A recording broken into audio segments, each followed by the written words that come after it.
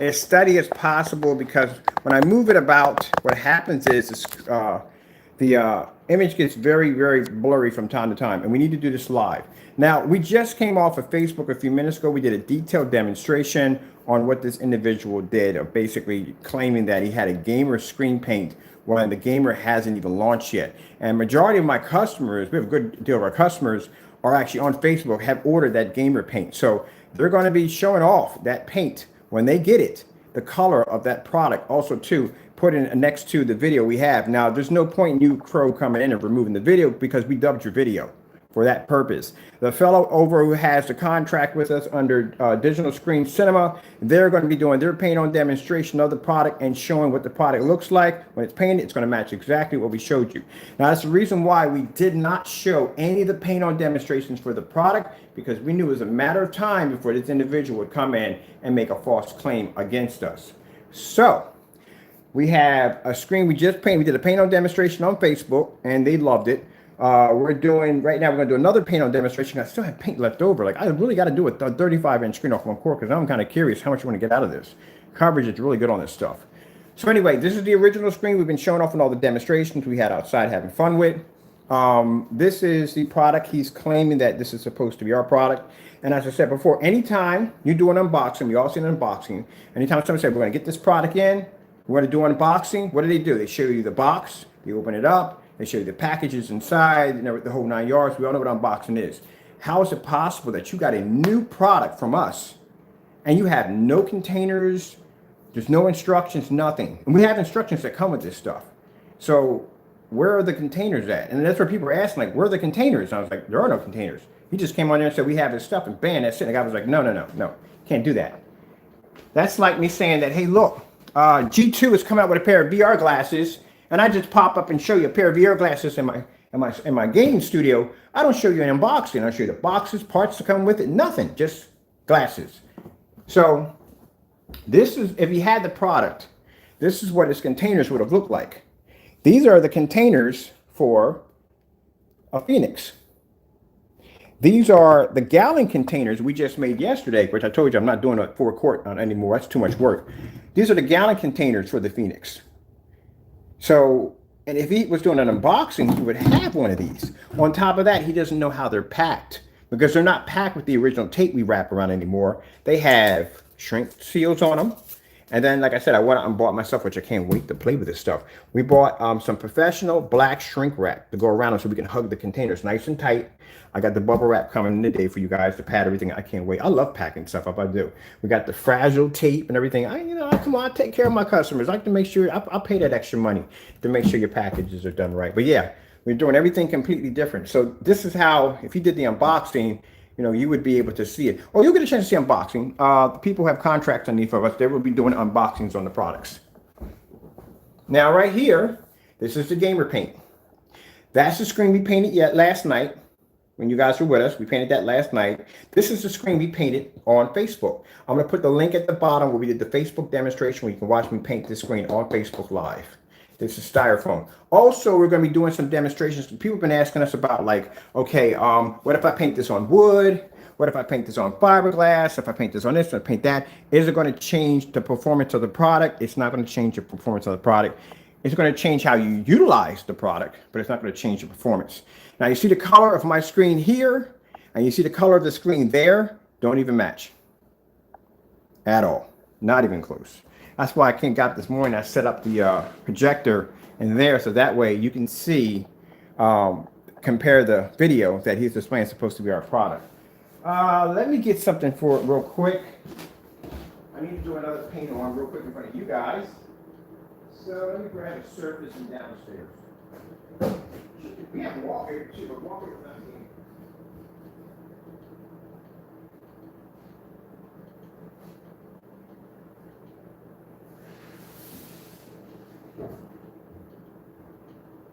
We're going to use this right here.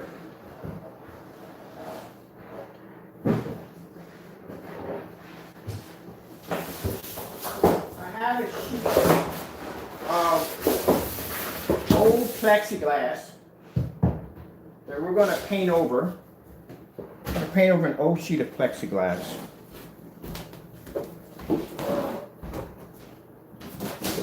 just gonna lay something down on my floor so I don't get, I got paint on my floor. I have to go pay, I think it's Stanley Carpet Cleaner to come in and scrub my entire floor down, which has to be done anyway. Should be done anyway, but I'll pay them to get that done. All right. So which side we're gonna paint? We're painting on the side. So we're gonna paint a sheet of plexiglass. This is also too, because now you'll get the chance to see the bed sheet projection screen, which that's the other screen I was using outside. That's the bed sheet. And then you'll get a chance to see the styrofoam and a piece of plexiglass all in one hit. Let me see. Plexiglass may be a little short standing up, so I'm gonna have to get something to stand it up on.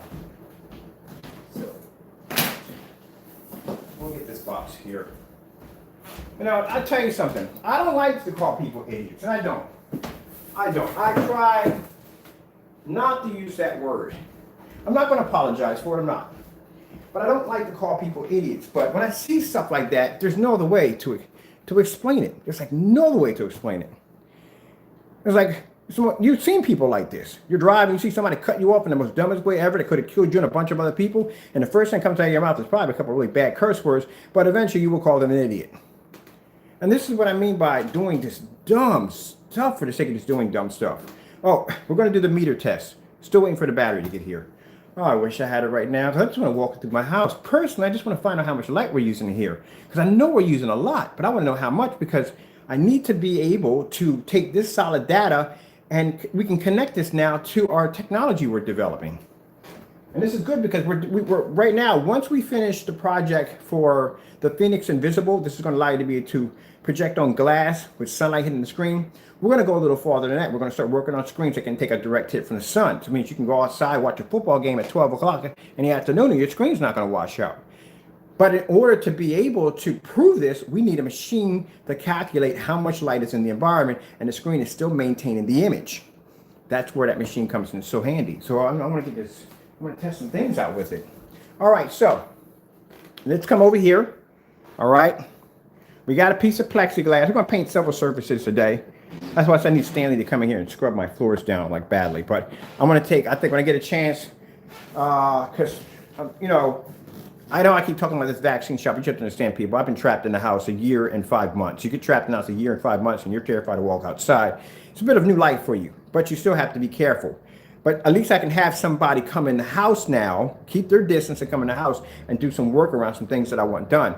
I do want to change up my faucets. I want them to have neon lights. I know I got a thing for neon lights. I go too far with it, but I like it. All right. But if some people were upset by me calling him an idiot, yes, I'm sorry. I don't take that back. He's a complete freaking idiot. I don't know who does dumb stuff like this at all, period. So we got plexiglass right here. And we have, well, it's a dirty piece of plexiglass. When I go to Home Depot, I'm telling you people, when I go to Home Depot, you're going to see so many cool demonstrations because now I'll be a kid back in the candy store. We're going to do the styrofoam screens again. We're going to go buy some 4x8 styrofoam screens, which would be a lot cheaper for me to go in there and get them because when I order online, they gouge me like crazy, especially on plexiglass. And it's hard for me to do a plexiglass screen if they're gouging me for it. All right, let's get, well, we need this piece over here to tilt a little bit.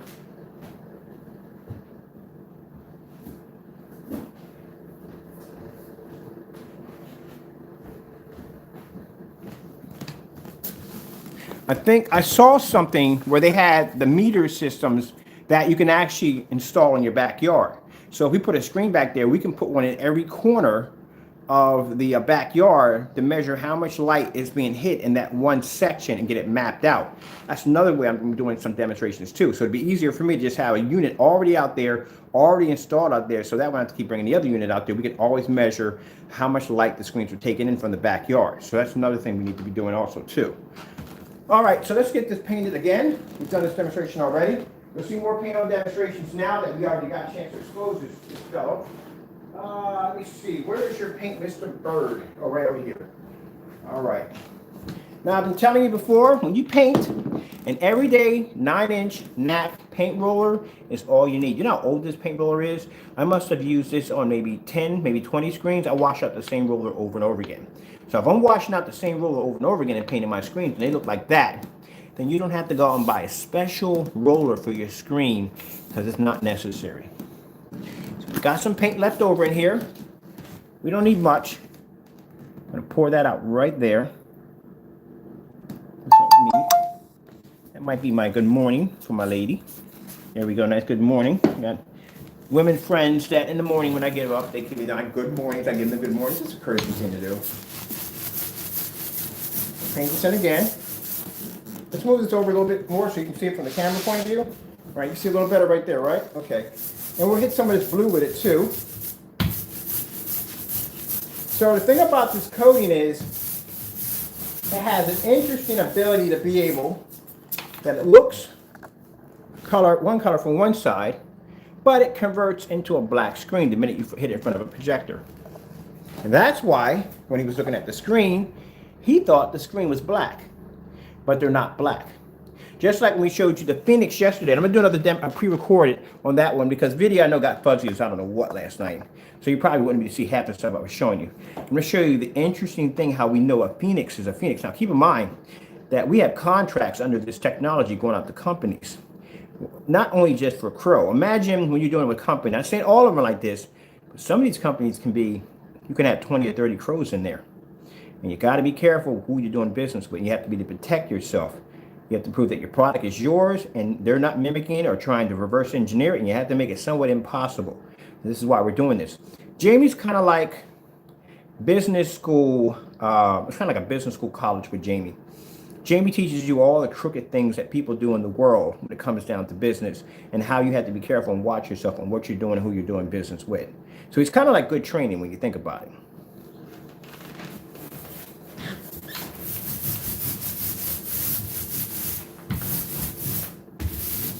All the stuff you got to be careful about, you know. When I was blessed in my younger years to be able to go to restaurant school and go out and did a month over in Paris and got a chance to work at some really nice restaurants and some really bad restaurants. And I seen these two restaurants, they were in side-by-side competition.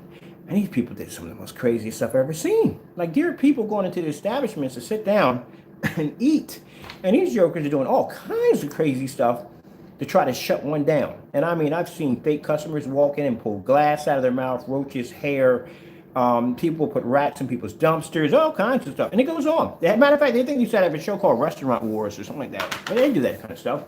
But, you know, they go too far with it. You know, let the customers decide when it comes down to the end of the day. You know what I mean? If you're doing a good job, you know what I mean, it'll show.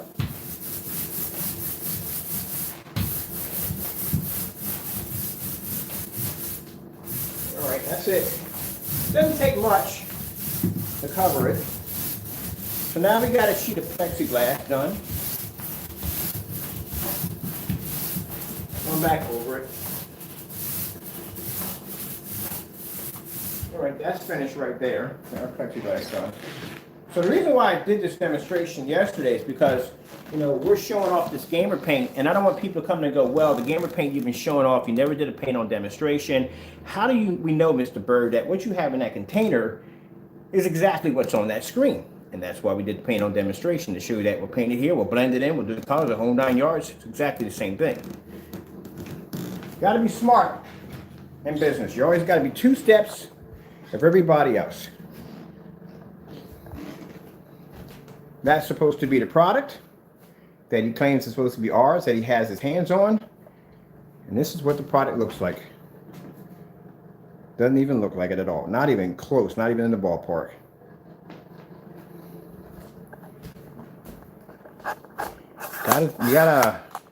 There's no way to explain it. There isn't.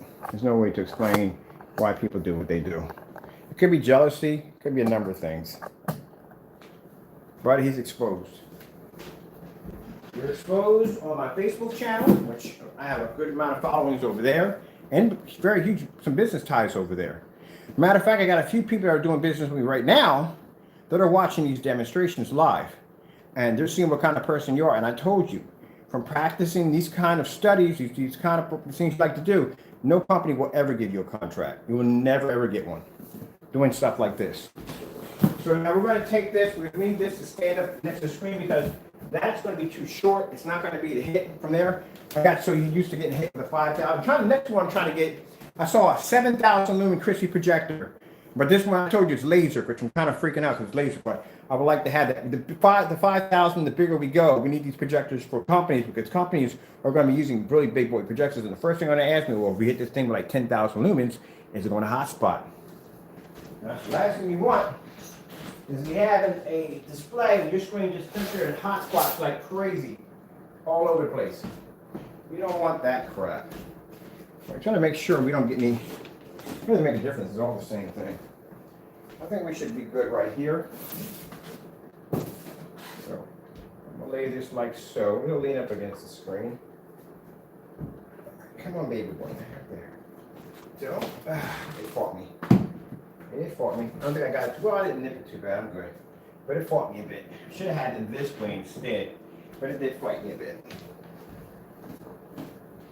All right. So there we are. That's the plexiglass we just painted a few minutes ago. Let me put the camera here, right there, right there. All right, there's our plexiglass painted. And that answers the questions we know they've been asking me about. Can we paint this on plexiglass? Yes, you can. Paint on whatever you want. It's up to you. At the end of the day, that's what it comes down to. That's the whole purpose. We do motorized projection screens, do fixed frame screens, drywall, cardboard. You can do that. Now, do more paint demonstrations on it.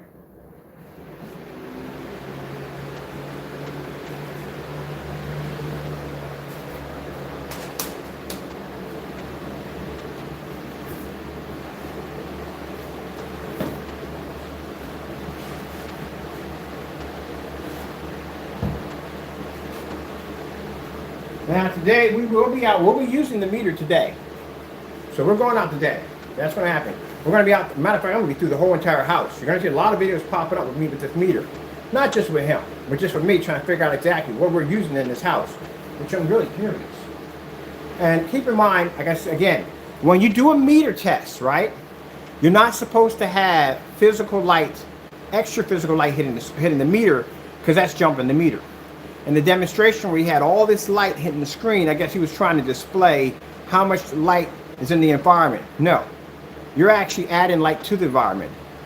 Keep the environment in a natural setting that you always have it in.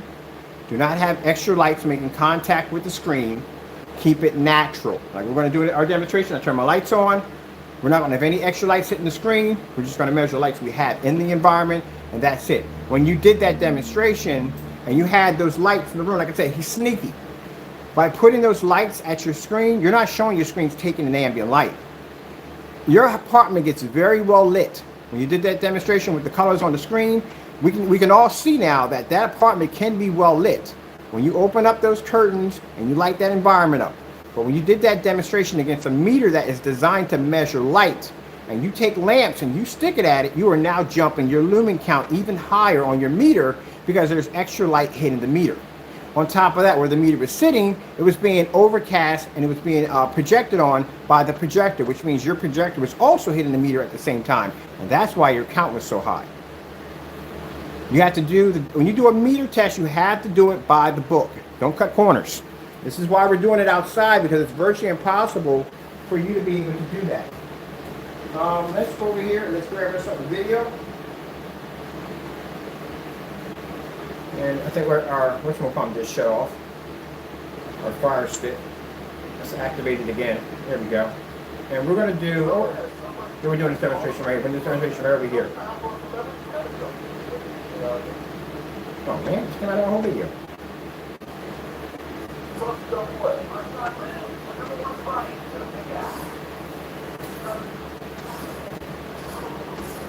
Okay.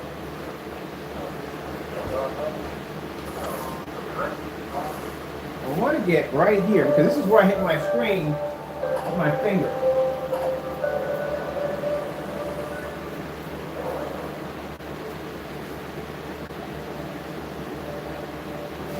I want to get that a little better. I hit my screen with my finger, trying to lift it back up. So there it is right there. The gamer paint is not black. It's not gray. It has a weird color attached to it. So the demonstration that you did in your video yesterday was a fake, falsified demonstration and proves our theory that you have been mixing in these black paints or whatever they were to try to make them look like it's our product. And today, buddy boy, yesterday you just got exposed.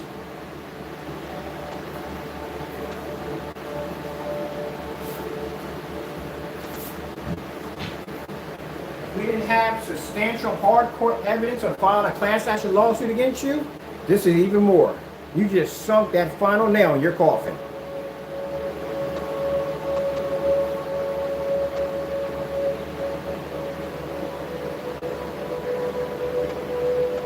Now, interesting, any other time you claim to have our products, if you do have them, at least you print out the labels and do an unboxing.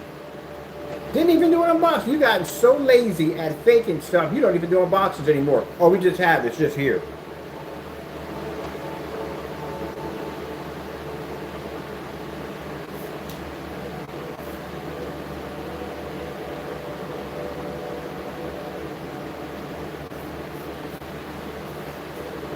I'm going to clean up my mess behind me to get ready for today.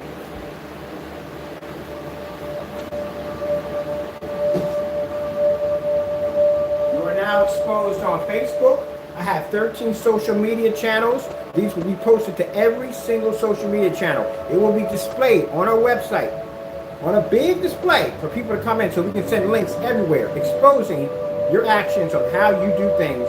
And you call yourself a professional in the field, you are far from it. Far from it.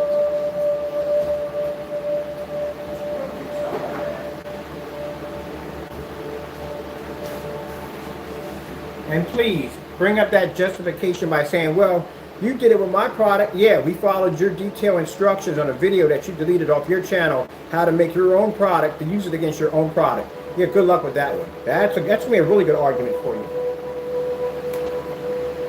Anytime we do your product, anytime we do your product, we always show your containers. We always show the unboxings. I got video recordings backing up me getting your products here, unboxing them, and showing exactly what we have. In that demonstration, you didn't show not one container, no unboxing, nothing, because you can't get a product that the original company who designed it hasn't launched it to customers yet.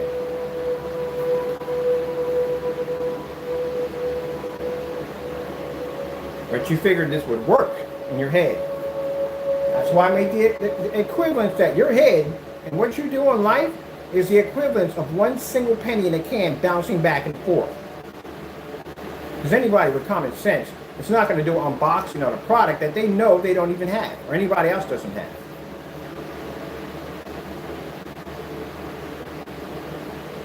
Now, as you can see, we're going to be wet still here. This part right here is already dried, so it's going to be a little bit of wetness right in there. You can see right in there. I should bring my whatchamacallit a little bit over. Get that better. There we go. Now, we're going to, like I said, we're going to do several screens. We're going to do a bed sheet, raw plexiglass, also some raw material.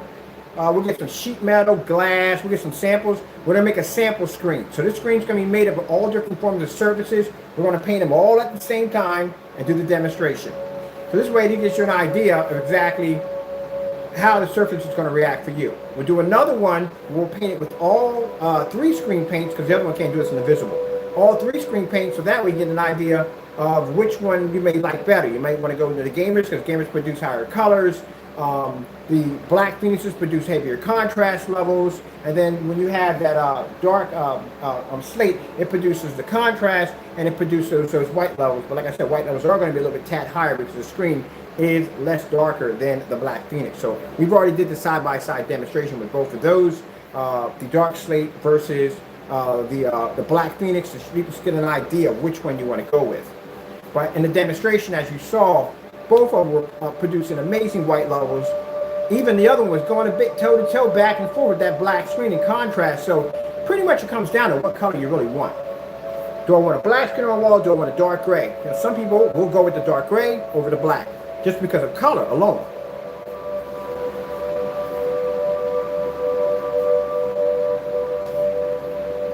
But it's a shame when you get up in the morning. I'm going to tell you something. We really determined. I said I don't even bother with this joke anymore. You know, he's exhausting, man. He is really exhausting. And I'm telling you that right now. Just the dumb stuff that he does on a regular basis is so freaking exhausting. I literally have to take time off from my job to just cleanse my soul because he's a really exhausting individual. He doesn't even think. At least some people think before they do dumb stuff. He doesn't even do that. We all have one of those at our job, or maybe somebody, a neighbor you may have, that you have seen do the most dumbest stuff, and they'll do it right in front of you, and you'll look at them like, really? You know I'm standing right here, right? And you're like, oh my goodness, my neighbor is so freaking exhausting. Like the stuff he does on a day-to-day basis, or my coworker. That's what he is, exhausting. Where is remote controls here? In here? No. Exhausting.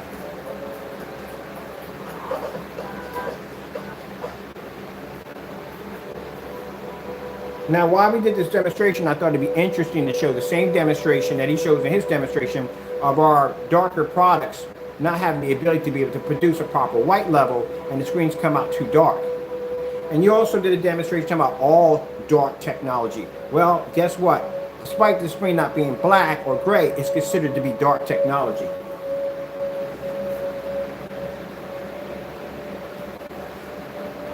And even more amazing that the screen is a weird color, it can produce color when it's not supposed to do that. It can also produce a gray, which we did in the demonstration, better than your screen, and this screen is technically not any other color but the strange color we gave it. And it can still produce better colors than 11 certified screens that are gray.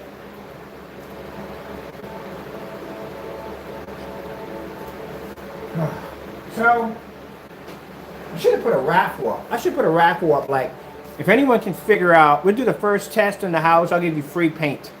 If you can figure out exactly how much light exactly we pick up on that meter, we'll give you like, we'll give you 2 quarts of that gamer paint, if you can figure it out. Because I'm curious to know how much light we're using here. I'm really curious to see what we use over there.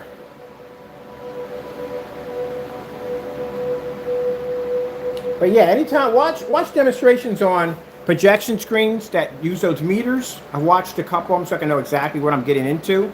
And they don't have lights hitting the meter, because that jumps the meter. They have everyday lighting. So they'll go into an environment, it'll be everyday lighting like this, and they'll turn on the meter to see exactly how much physical light is in the environment. They don't have lights pointed at the screen and pointed at the meter at the same time, because that's basically going to interfere on the readings. That's what I was looking at. That was like, gee whiz, he's just doing a fake demonstration right there in front of everybody's eyes, and they're not seeing it. He figures that he's going to pinpoint that away from you and say, look, I'm showing you all the light that hits the screen, and this is how much light it takes in. No, it's not supposed to be done that way, buddy boy. You're supposed to be using the physical light in your environment. There's not supposed to be any extra light touching the meter. The meter has to stand alone by itself, away from the projector, and it must measure the natural light that's in the environment. That's what you have to do. And you still have to display your contrast levels, because we all know, and I have a screen paint called My Mix. I know for a fact that that product matching yours can maintain these bright levels with no problem whatsoever, and that's black and white paint. So that's not a problem right there. The problem that screen does have, it can't pull a contrast level to save its soul, and that's what you need to display. Because if I can come on here, and I told you people, when I do a video, does my environment change? No, it's the same environment you'll see every single day, no extra lights. This is what I show you. And I can show you this demonstration, and I can show you my colors, I can show you my white levels, and my contrast. But most important, I show you the white levels, because that's what you need to see the most out of a black screen. Just like with a gray screen, you need to see the contrast levels. You need to see the contrast levels at a distance, so you can see exactly how the screen is being affected by the ambient light that sets in the environment. If a person's sitting too close to the screen, you can't make that call, because he's sitting too close to the screen. And these are the things that he does to use smoke and mirrors and to trick people into believing this product is something that it's not. See? I do my research on everything. Because if I'm doing this correctly, this is not for you. This is for the companies that we're working with. I need to do it correctly.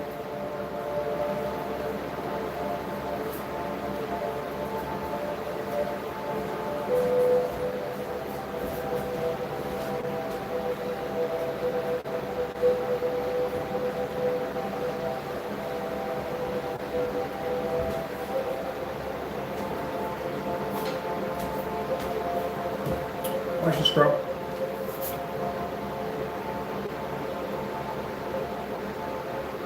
That's my roller saturated with that formula.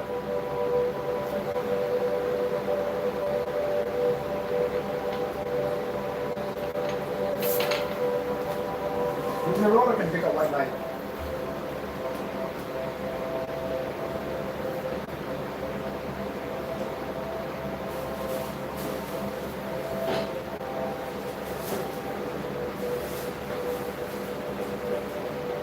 So, I'm going to be doing, when I build my giant gaming screen, you'll get a chance to see that live, because I have to build the screen. Actually, I should build my frame today. I should work on getting my frame done. Let's see what my rollers.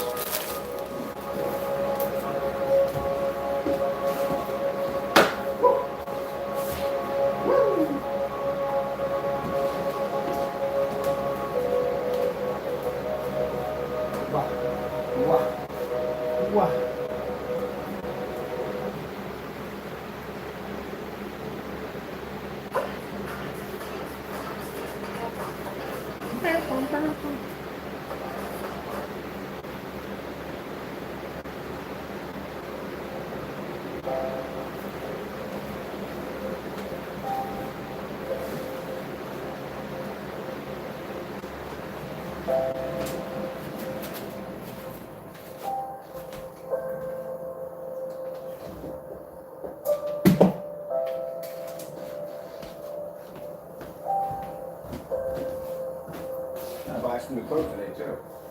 Clothes are done. You know, I buy brand new clothes every time I go on Amazon. And I tell myself, okay, I'm gonna put these clothes on. Don't mess with any paint today. Or, you know, if I do something, change over to your older work clothes. And then I tell myself the same lie I tell myself every time. I'm just gonna make a few quarts of paint for this customer. I'm gonna be careful. I'm not gonna get any paint on me. And then voila, eventually I get paint on me. And they turn back into more work pants. So that's why I have work pants.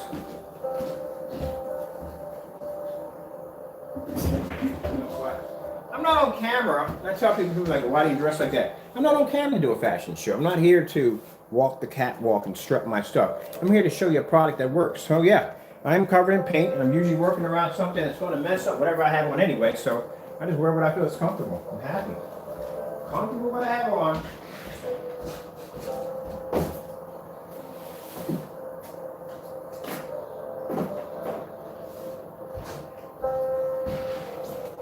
I'm going to be working in this field, you know, at home. I'm going to be comfortable with what I wear. I'm not getting on camera to dress up for anybody. Come on here to be relaxed. Have fun. All right, so you can see the white levels are all matching with no problem. We'll come out of here. Let's go over and get, let's do this video right here. I love doing this video. And you can see the plexiglass is matching in with the PVC. Also, for the, like I said, keep asking me about what can you paint it with. You can paint on any surface you want. It's up to you.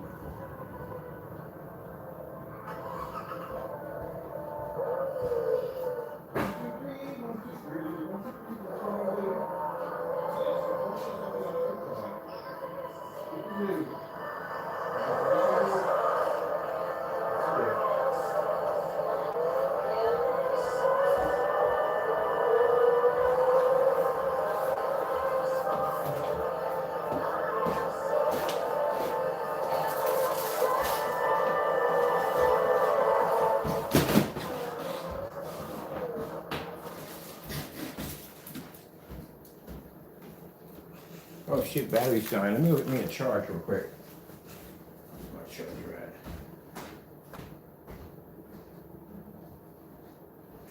Subway has so much food, like a refresh menu on their app, and there's no time for a celebrity cameo. Hey, somebody, this is Eric. What are you talking about?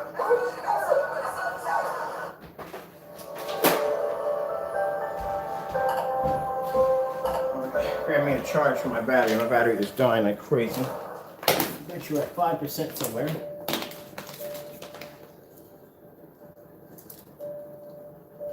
Go. A little juice on this baby. I'm gonna go back because I think my battery died on me a little bit. Let me get my remote control. I think this remote control somewhere. I keep confusing that with the wrong remote control. I don't want to keep going back to that one over again. Let's go back a little more. There we go. Yep, got yourself exposed. So the fellow who basically did the fake demonstration, which you're watching over here on the other one. I'm gonna come over here and pause this for a minute. We're gonna come over this way. So there's his video right there. He goes by the name of Pro 1176. And like I said, in his demonstrations, he has a really bad habit of making these fake products and claiming them to be our stuff, fake unboxings and stuff like that. Just doing dirty tactics, stuff like that. So he did that for a long while with any of the black screen paints we would make. He would do these fake unboxings. He would mix in black products to make the screens look darker. Now, this time, he got caught. He got caught big time. Because for some reason, he thought the gamer paint, when staring at the gamer paint, and so I'm explaining this to people on our website, they're watching the video. When he looked at the gamer paint, he thought the gamer paint was a darker color. And that's why he has two different screens up here showing his Frankenstein. If you would have put the Frankenstein next to a gamer paint, it wouldn't even match the screen at all, period. Because like I said, the color that we make the gamers under have a strange, weird color attached to them. They don't match any other screen.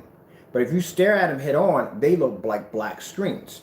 And that's what he thought the screen was black. And we never did a paint on demonstration. The reason why is because we knew it was a matter of time before he came in and did one of these fake demonstrations. And that's what we were waiting for. And sure enough, he did the demonstration. So, number one, he's claiming to have a Phoenix Gamer, which for some reason he has no containers. There's no unboxing. There's nothing at all. Because he can't figure out how the containers are wrapped because we haven't showed it yet. Number two, we haven't shipped out the customers yet. So customers don't even have them yet. So I don't know how you have one. Number three, it doesn't match the color of the product at all in any way whatsoever. Because we did three panel demonstrations. We did one on last night. We did one over on Facebook on the styrofoam, and we did another one on plexiglass. And each time I painted the screen and put the camera over top, you can see the screen was a kind of funny fuchsia black kind of color. It didn't even look like the color he's displaying. So that just proves that in any demonstration you have done against our black screens or any other screen paints, you have falsified your demonstrations. And that's not good at all. Because if you're going to do that to somebody else, going to do it to anybody else, that means you're probably going to fake your own demonstrations, which you have done also too, because your product is nothing more than black and white paint. And we have the video and deleted video of yours showing you making that product for free, named Metallica Mix 2.0, which we purchased over here, which is Metallica Mix 2.0, matching exactly the same. So anytime you see me get his products, people, I will show the packaging, which I do. I will show the containers, which I do, and we will do the demonstration. But I've never heard anybody having a product when it first comes out and you have no box or nothing at all, and then the paint doesn't even match. So here we have the fiberglass we just painted right there. Zero fiberglass screen. That helps people out too, also in this demonstration. If you've been asking me questions, can I paint this on fiberglass? Is this going to change the screen? I told you it would all blend in the same. It's not going to make a difference. The surface is just how you utilize the surface. So if you want the screen to be portable, you paint it on fabric. If you want it to be stationary, you paint it on some one of these fixed frame screens, or we're going to do a fixed frame screen, paint it next to a bed sheet. So if you're handy with tools, then you can go to Home Depot and you can build your frame and you can get your bed sheet and staple it down and paint it and you're done. If you're one of those people that are not handy with tools and you just want a screen you want to assemble together like a Lego set, because they assemble like Lego sets, pretty easy to put together, you get yourself a fixed frame screen and you build it like that. But some people think because the fixed frame has a PVC surface that it's going to be able to show a better image than the bed sheet. I'm going to show you that they're all going to show the exact same thing. It's how you need to utilize that surface on what you need to use it for. That's what it comes down to. So let's start right here so you guys can see the video. And let's get you a little closer to the screen. Sorry about that. I'm going to go back and rewind that. That's my screen unraveling, the wallpaper screen. So we're going to go back again. Now, mind you, This is a plexiglass. This is PVC. This screen is an elite screen, by the way. It's not a unnamed brand. That's an elite edgeless. When I told you can get plexiglass and just do the exact same thing. But people feel that because it's elite, it's a special screen. Once we coat it, it's our technology. Even though it's their frame belongs to them. But once we coat it, our technology takes over.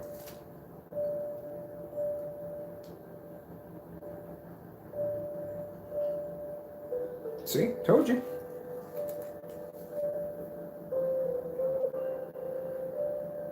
And this also proves the theory that, like I said, if I came on here and said, okay, this is our screen and what he's showing you is a lie, and someone can easily come in and say, well, Mr. Bird, how do we know that what you have in that container you're showing is the same thing that's on the screen? And that's why we painted the screen on multiple surfaces, placed it, dried it in front of you on camera, and you see it's exactly the same thing.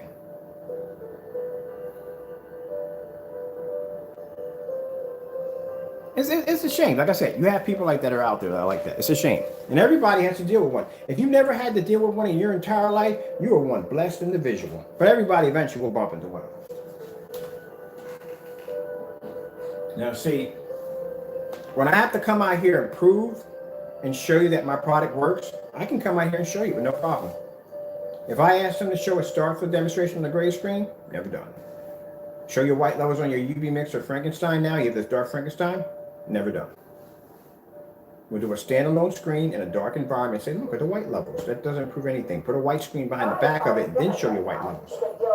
That's what you gotta do. That's what you need to do. Let's go with some blue. Told you, same thing, matches.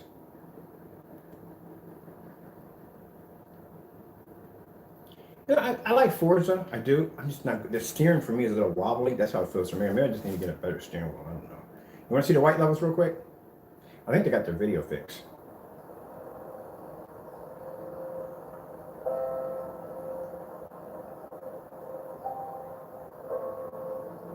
You see right there, screen's still wet right along here, and it's still maintaining.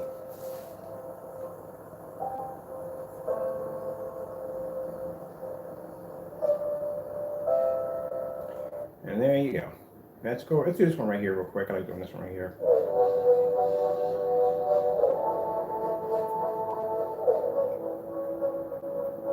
Now we got plexiglass, right? We got the plexiglass. Hold on a minute. I'll be back. You are going down the stairs.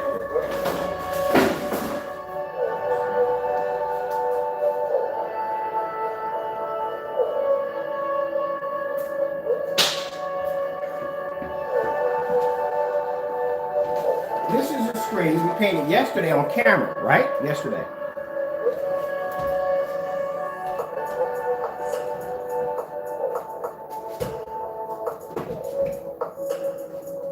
That's the screen we painted on camera yesterday.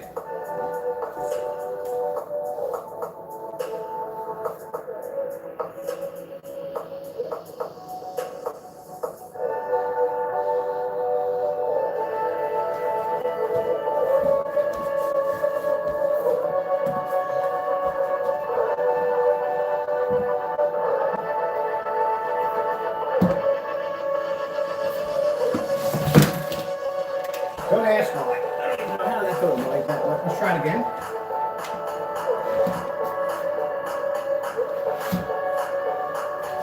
It's there. It's not going anywhere, right? Whatever. Yeah, we'll leave it. All right, so we have the plexiglass. We have the bed sheet, right? Now, let's go get the styrofoam.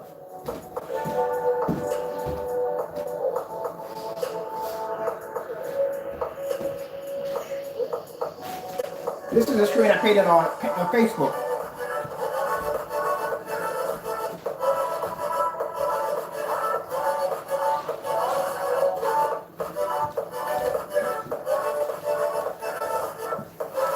So that's the screen I painted on Facebook today. I'm going to put a link at the bottom. It's going to be big captions. It's going to say Facebook Live Demonstration.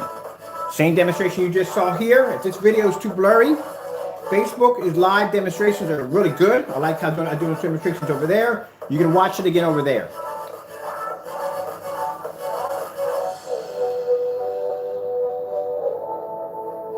So we killed two birds with one stone. You got a chance to see it painted on different surfaces and see how it reacts. And as I told you, you're really not going to see much of a difference. They all react the same way. And you got a chance to see a person who is a fake exposed. Let me see. Let me still my remote control that quick. Oh, there it is over there.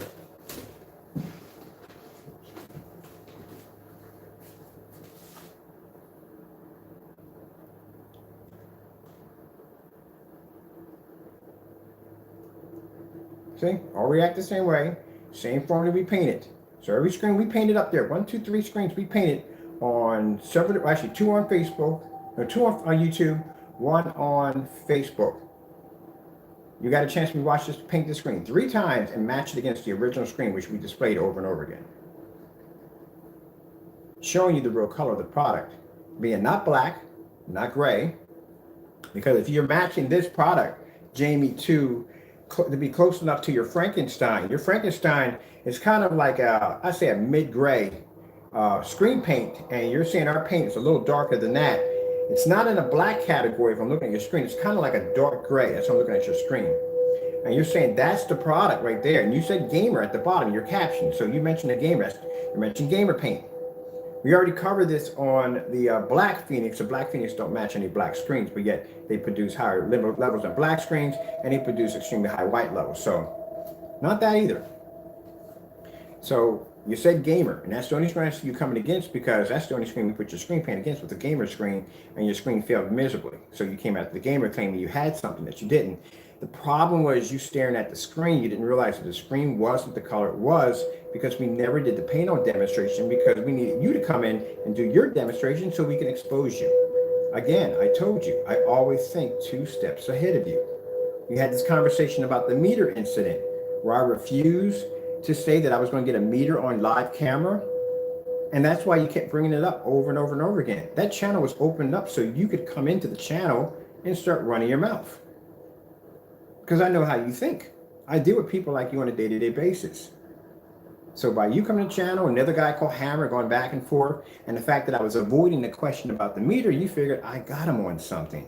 I'm going to keep pressing on this meter thing because he doesn't want to do it. So there must be something wrong there. There was nothing wrong there. I was setting you up. Because I know that in my environments, common sense would tell you that if I'm doing demonstrations in environments that are way lit than what you use, and I'm outside doing demonstrations, what makes you think I'd be as scared of a meter? That's why I sat there and laughed on camera when the guy said, "What about your meter test?" Man, I'm outside doing demonstrations in direct sunlight. You want to talk about a meter? Unless you're telling people that the ambient light that I'm using outside, your light inside your house is brighter. I doubt that. You don't live in a greenhouse, so that's virtually impossible. So I don't know why it didn't click, but you thought you had me when the entire time we had you. And now I pop up with a real, genuine, official certified meter. Not a cell phone app, a real meter. But this time, I go get the meter and I say, now it's my turn. We're going outside. Because outside, you can't cheat. You can't put any extra lights on the screen because you won't need them out there because you're going to be outside. And you're going to display the one thing that you avoided the most. You're going to show the Starfield demonstration today.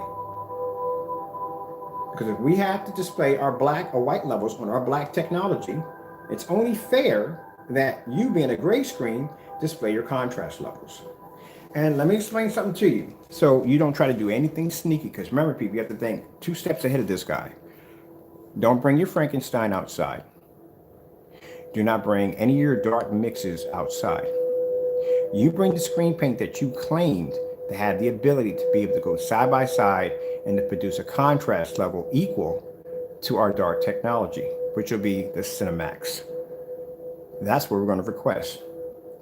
Your Cinemax outside, 100 inch screen, 16.9, about 14 feet back, depending on where your projector is going to hit at to fill out a 100 inch screen. And you're going to display a Starfield demonstration, and you're going to expose and show exactly how much ambient light that reader is bringing in. And I expect for you to have an official reader, not a fake cell phone app. Get yourself a certified reader. I'll send you a link, or I'll put a link at the bottom where y'all can go pick it up and he can go pick it up also. And I want you to have a certified link. So you got to think ahead, because what Crow will do, Crow will go out there with a darker paint and then produce this star fill demonstration. So look, I did it. I did a star fill demonstration. No, buddy, you made accusations that your light gray screen paints can produce contrast levels. This is why you were hugging the screen so close, because if you stepped away from it, they would have saw the screen wash out. Also, too, another thing I have to put in there real quick so we can all get an understanding of this. When you display your screen outside, you must maintain a black level from corner to corner. Having black in the middle of your screen and having all this washed out is a complete fail. The screen must maintain a proper image from corner to corner, as you're seeing right now. Next time, do not make accusations you can't back up. Because I can go outside and I can show that snow dog bouncing around across my screen with no problem, and display how much light my screen's taking in on a black screen. We're not even going to have gamer out there. We're going to have, let me see. I could bring out a Black Nova. We can't use Black Nova anymore because they're already bought off. No, we just bring out the Black Phoenix. We'll bring that out. Now, I bet you he's not going to do the demonstration. Nah, he's not going to do it. Right now, there's nothing new popping up on his channel. It's blank. His channel is blank because he's not bringing up anything, because he's embarrassed because he really thought that screen was the color it was.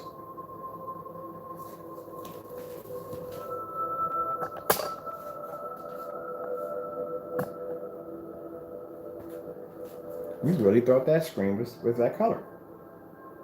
You don't have, and really, to your understanding, the color of this technology, you have nothing in your selection that matches it. Nothing at all. We don't even have anything that matches it. So yeah.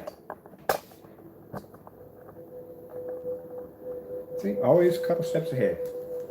So let's see if he goes outside and he does a demonstration. Because remember, by his own words, that a screen is fake until it can show how much light the screen can take in. Well, in our terms, we look at it differently on a harder level. A screen is fake, and I'll go by what you said. I will. A screen is fake unless it can display its lux levels. But not only that, it's fake if it can't show its contrast levels. And as you said, with that light gray screen paint mix that you developed, that it can produce a level of contrast equal and well balanced to our black technology. And that's what we want you to back up. Show me that demonstration outside today. Or your screen is fake. And then if you don't want to do it, I'll take my mix down in the basement, which is a black and white paint, and I'll take your product and take it side by side, and I'll stick it outside, and we'll watch both screens react the exact same way under the light that I'll pick up under that meter. And then we'll take our black screen and stick both of them against my black screen, and I'll maintain a contrast level, white levels, colors, or we'll do all colors only, and watch your screen fade out under how much light our screens are taking in. So unless you want a week of that meter bouncing off your stuff all day long under our testing, I would suggest you do that test today and stop beating around the bush. And then once you get that done, again, show off your white levels on your darker mixes. Take a white screen, put it behind it, and display your snow levels so people can see where your white levels are laying. Do the same thing with the gray screen. Good. I mean, like I said, how many times have you heard me say this over and over again to them? How many times do I have to say this? Ooh. All right, so now we got some products. We're gonna do a scrap screen. We're gonna buy sheet metal. We're gonna buy plexiglass, wood. We're gonna make a big screen out of all these scrap screens. We're gonna paint them all together, and we're gonna turn to one big screen. We're gonna call it the scrap screen. And that'll give you an idea of your surface of what you want to paint it on. It's pretty much whatever works for you, whatever utilizes for you. Like the screen I have upstairs that I'm building, which is a gamer screen, like I said, 8 feet high and 5 feet across. It's kind of hard for me to find the black cloth surface that I would use for that. We don't make anything that big on a black cloth. We make 150 inches. This screen's way over 150 inches. So we can't use anything around here to do it. That's not going to work. And I tried going online and getting some kind of material or whatever. We can't get anything big enough to stretch over that screen, that frame. So I was thinking about getting one of those outdoor fabric projection screens. It's perfect because they make them in that size. And the biggest one I could get that's actually 8 feet by 10 feet is a screen that has to be around almost 250 inches. So I have to cut a 250 inch screen because I need the material to staple it down to the frame to design the giant immersed screen. Whew. And that piece, that fabric, because it's a physical screen, it's going to cost me $125 to cut a screen so I can have it for my giant screen upstairs. Because I can't buy anything else. And if people want to say, well, what about tarp? Yeah, tarp's kind of funny because if you use poly, I think it was called polyester tarps, you don't want to paint over that. That's another thing we should be putting in there too. Don't paint over polyester tarps. Don't do that. That's a nightmare. Don't paint over PVC. I gotta put a section there on the website today. See more work. I'll put a section there on do not paint over PVC. We had issues with PVC. So, like I said, you learn from experience in life and business. And way back, many, many years ago, in a galaxy far away, I decided to make these PVC black alcohol material. And this was under a silver technology we're developing. I don't remember the name of it, but we painted it on a PV surface because the surface had grommets built into it. It was nice for hanging up. And we thought this was a good idea. It was actually an extremely bad idea.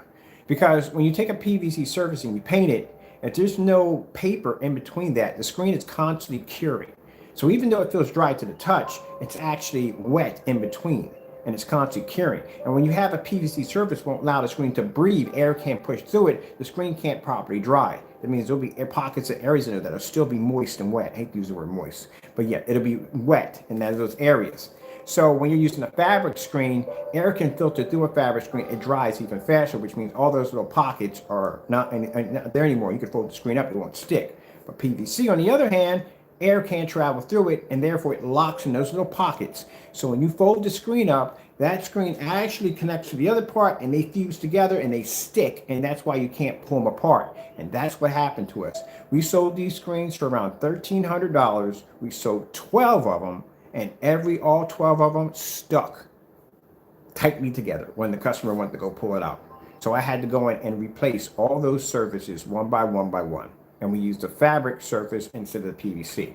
And that's why I advise you, people, if you have a PVC screen, don't paint them, don't use them, because they don't go well. Unless you're going to have that screen stationed up there, and it's going to never come down, then you're good. Other than that, don't do that. Don't make them portable. Stick with the fabric. So you learn from business.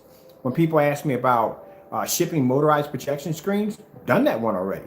Matter of fact, we used to have a company that we were getting 120-inch tension motorized screens. Were all black. One day I'll put the video up so you can see the screen we're doing. We're selling them off. $2,700 for the screen we're selling off. Everything was fine. Application went down. Was beautiful. Had a couple of customers that came in and bought it. And I'm thinking shipping cost is not going to be that much. When I got down to UPS, I got down to United States Postal Service, they said we can't take it because it has to be a certain height. Once you reach a certain height, it has to go by freight.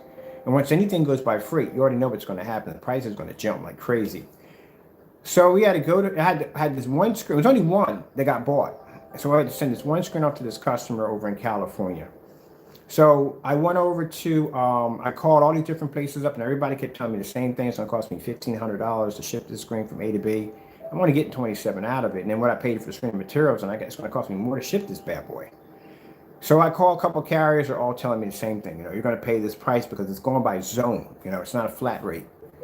So I talked to FedEx, and FedEx said, well, we can put you on a program, and bottom line is we can give you a discount. So my price went from $1,000 something to $650, around that price to ship the screen out. But here's the thing. We can't drive it in. They have to bring in a lift truck, or I think that's what they call it, a lift truck, to come in and pick up the product. Oh man, talking about experience from life and business. So where we lived at, a truck couldn't exactly fit up the narrow driveway. So we had to take the screen, transport it all the way down to the end of the driveway, load it up on the truck ourselves, because all they did was just come down and bring it back up, and that was it. That cost me $450. Yep. Yes, sir. $450 to ship off that. $400 and plus, including what I paid for the shipping cost of sending the screen out. So I learned we're never shipping out motorized screens ever again. And the same thing happens with, we do 98. You can probably get away with shipping it by United States Postal Service, but you're not going to go flat rate on that. You're still going to pay for a zone and weight and all that stuff from there. So most likely can probably cost you about 30, 50 bucks maybe at the most. If you're doing fixed frame screens, it's a little easier because now fixed frame screens separate in the middle, which means it makes the screen shorter. But then again, you got to consider it's still going to be longer because you have to deal with the fact that your screen is sitting on a roll. And if you're sitting on a roll, they can't bend that in half. So if your screen is 7 feet high, your box is 7 feet high, plus the styrofoam padding that goes inside of it. So you got to stick with 100 inches because a 100-inch screen would probably cost you most likely highest 70 bucks within the United States. Cheapest 20 bucks if you're shipping it to New Jersey or someplace right next door to you. It's a little cheaper that way. So that's another way you can go about it. But the problem I have with the fixed frame screens is when we're shipping those out, is that once you paint that surface, again, it's PVC, it's going to stick. You got to make sure you have some kind of paper in there to make sure it doesn't stick. All right, you fix one problem. But when you roll it up, now it's going to be bigger than what it usually was. You know, when they roll this up, they have a machine that rolls these screens up to make sure they're nice and tight. You don't have that machine. So your screen's going to be slightly bigger than what it was when you first pulled it out of the box. So once you do get that in there, then when the customer takes it and they stretch it, your screen may crack. And it may have some lines in it where you might have painted or sprayed your screen that you might have missed because it wouldn't expand it out tightly against the screen when you coated it. So when you paint that surface, it has to be tight, expanded, so that when you paint it, you get every crack and groove that you possibly paint over. Because if you don't, and there's a little slack in there, you could get a white line right down the side of your screen that could have been an area that was never painted because it was missed, because it was a crease there. Yeah, you learn. You definitely learn from a lot of stuff. When you're painting the screens, you have to be in a dust-free, hair-free environment, because if there is anything floating around, it will land on your screen and you will see it. Yep. So this is the kind of stuff that you have to go through off camera. A lot of people, you can't just go paint something and say, oh, I'm going to sell it. No, it has to be research behind it, because the shipping costs alone could kill you. We had these screens, fantastic idea. They were made for the carbonated cardboard, plastic cardboard, I think that's what it is. Lightweight, they're cheap. I mean, you can get like about 10 of them from Home Depot for like $100-something. And they're fantastic for curved screens. If you're doing simulators, you can bend them and cut them and everything. Perfect. And I'm thinking, man, this would make a great projection screen. You know, we can get this and get a bunch of these and ship them out. Screen's already done to hang up on the wall. Yeah. Try to ship one of them to United States Postal Service. I had to go through freight because the screen was 4 feet high by 7 feet and was considered to have to be an item shipped by freight. And because of that, that screen would have cost me $1,000 to ship it to California. Because when you ship a screen out, what you want to do is you want to go from the very end of whatever state to the front of the state to the end of the state. So that way you can see exactly from the longest distance how much money this is actually going to cost you from that distance run. That's what you have to do. Anything in between is not going to be as worse as shipping from Philadelphia to California, because that's the longest distance run. So that's how you get the measure from there. And that screen is going to cost $1,000. To ship a screen that weighed as much as probably a comic book, because the screen had, not because of the weight, because of the height and the width of the screen, it had to go by freight. So that was canceled. Never came out with them. Then we found the wallpaper screen. Perfect screen. Paint it, coat it, whatever. And all you got to do is just roll it up, stick it in a box, and you can ship it anywhere you want. And that screen didn't cost next to nothing because there was no freight involved. You could roll that screen up and stick it in one of the little poster containers and ship it off. Now your shipping cost is next to nothing. You can pretty much ship the screen anywhere you want, and you don't have to be hit with freight. See, you got to think when you do business, because your shipping cost alone will destroy you.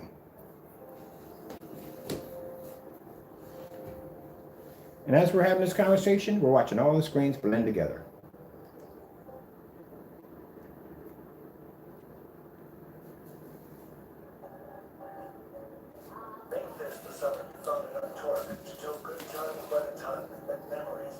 So that's what I'm saying. With this product we make, you got to think outside the box. You have a high performance projection screen that has a track record of beating expensive certified projection screens.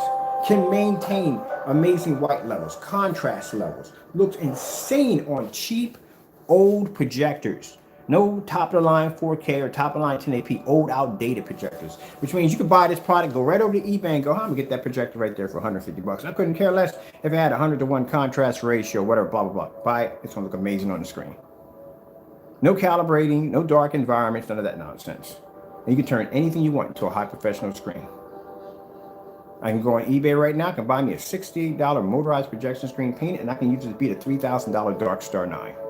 And I can do it on a projector that's far older than what they're using in any of their demonstrations in a fully lit environment. But the beautiful thing about it is now, since we got that meter in the next room, we'll be able to actually show how much light the screens are taking in. And if in his environment, the screens are pretty much in a dark environment, and ours are always in a fully lit environment, how much more our meter levels are going to be through the roof without the need of adding extra lights to beef up the count. LG 4K demonstrations. Isn't that from YouTube?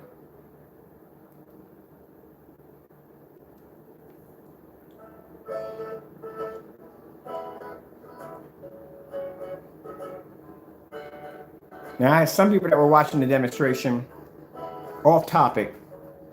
Then they were looking at the gamer paint. They were staring at it. They were thinking, well, the surface you're using, is that making the screen produce that image like that? No.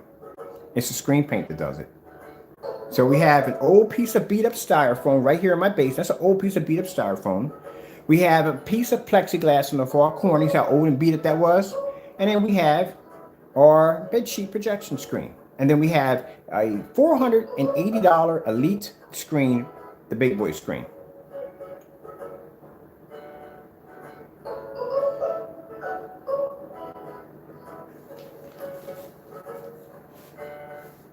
And yes, Crow, we can beat your product on this screen and any other certified screen that lands against it with no problem.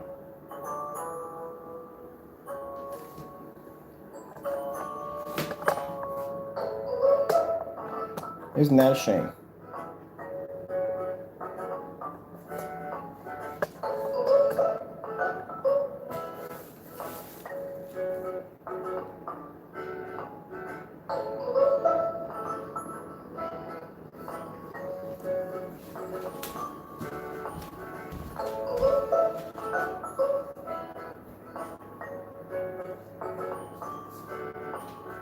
This is going to go into my office because I'm turning this into my portrait screen, which I want to use for. I want to use my portrait screen for.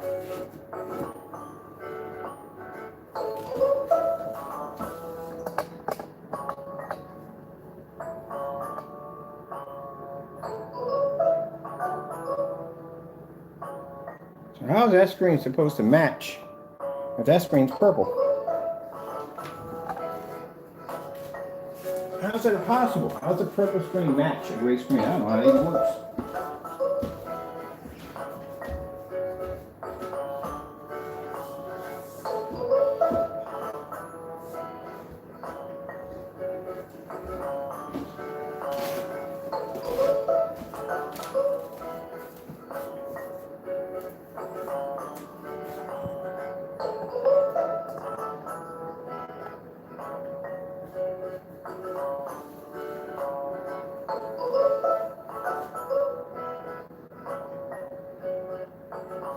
Now also too, in this demonstration also, where he's trying to display the screen with some kind of light, let me show you something right here. I'm going to break down this fake demonstration real quick for you. So I can show you all the flaws in this demonstration that he's even doing. Even in a fake demonstration, he's still cutting corners. And I'll show you why. Let's break down the room. All right.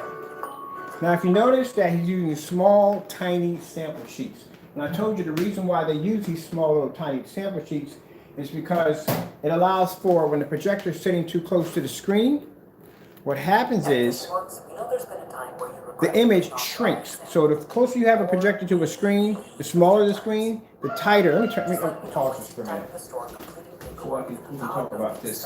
Find this remote control, what was lost. That quick, that fast. And I'll show you what the cheapest demonstration is. We're going to look at a couple of his demonstrations while we're here. All right, we'll pause that. We need to hear all that. All right, so look at the demonstration. Now, one of the things they like to do in their demonstrations is they like to use small sample sheets. So anytime they're doing demonstrations involving any form of well-lit environments, try to prove that their screens are pulling off any form of ambient light. Number one, your curtains on this side. Just in the pause. pause back a little bit. I'm not doing good on the pausing.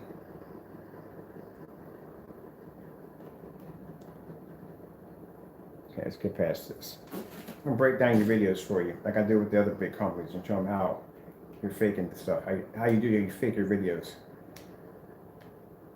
Make sure we get this on the phone. Make sure this is stopped if it's not moving. Okay, there we go.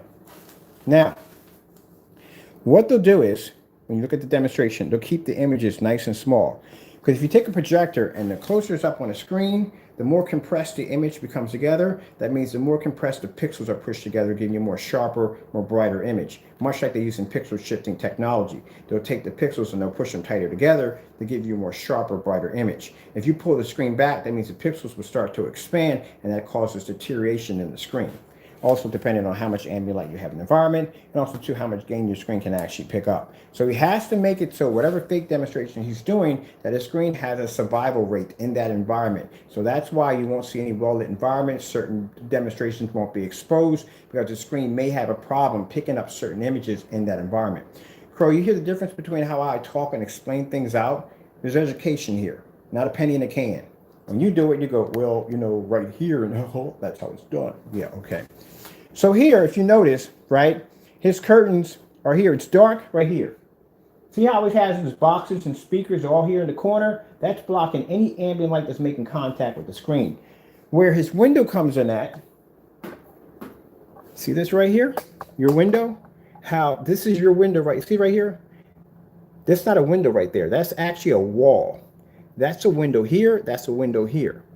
So your shade that comes down here and your speakers that are along here is blocking any ambient light coming out to make contact with the screen on this side. Even if you had a product and you call yourself doing a fair demonstration, you're blocking a lot of light that should be in this environment that may affect your screen's color capability. And if you look at this, you see where his wall starts here. His window starts there, which means on this side of the wall where his speakers are at, he's blocking some potential light that's supposed to be great from the side of his screen. You didn't think I would see that, would you? I see everything in demonstrations. This is what I do. I analyze stuff. This is how I'm able to study companies. If I have to study a company, I have to be able to see exactly where their flaws are at in their technology so I can figure out a way to beat their screen. So I have to, where's Waldo, the environment? And these are things I see in your demonstrations. Now, let's go over here. Now, mind this is supposed to be a gamer paint, which you displayed. We just painted one 3 times in a row. If the video does come up a bit choppy, people, you can't see it. We did when I go over to Facebook, we do live streams over there. For some reason, they come up better. We'll put a link at the bottom. You can see the styrofoam screen get painted over there. We did the same video over there live. Now, let's see.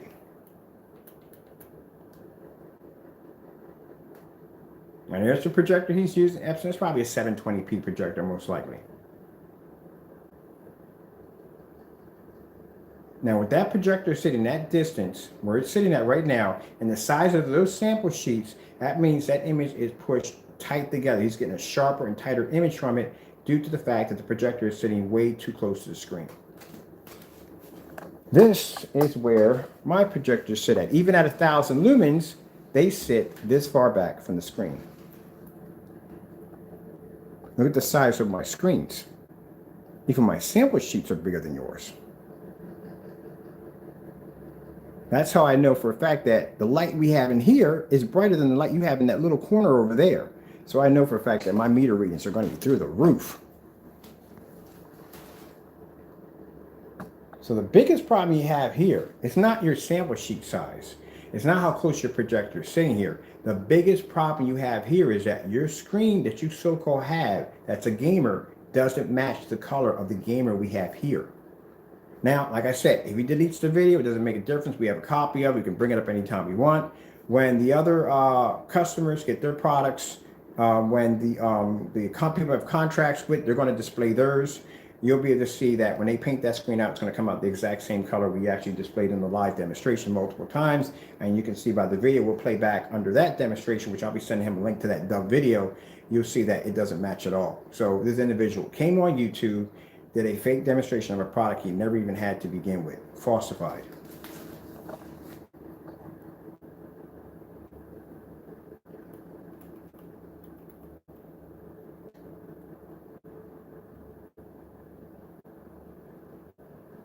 Well, that's a Coke right there that you're showing.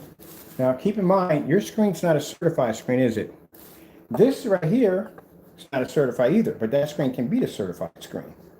So, let's get our stuff to Parallax. I know I butchered that name like I butchered it right now.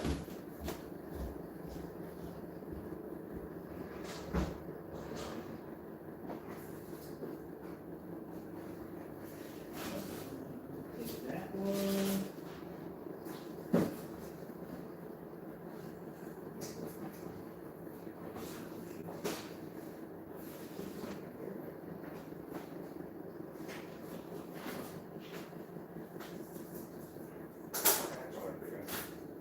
All right, now this screen is darker than your screen paint and has a much higher gain than your screen paint. This is what we test. This screen took on 11 certified screens. Let's get the name of the screen so we all can see what it is. Look at the gain on it.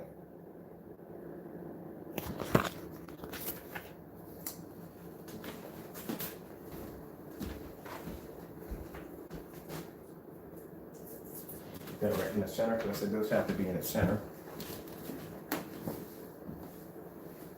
And let me see, of all places. Found it. Lost. Okay, we have to do it back on the sofa. See, worst habit I have, throwing a black remote control on a black sofa. Never will find it.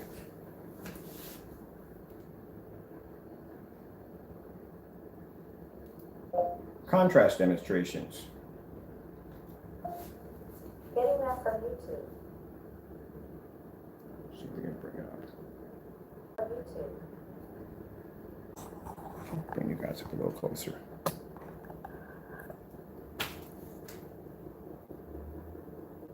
This is what freedom sounds like.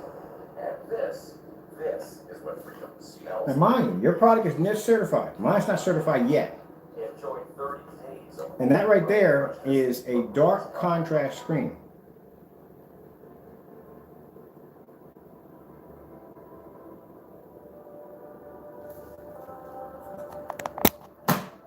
My screen's not even black. And it's not gray at all. So since it has its own color code attached to it, it's producing a contrast though that's outperforming a $6,000 screen that's designed to pull a contrast level. That's a 0.8 gain.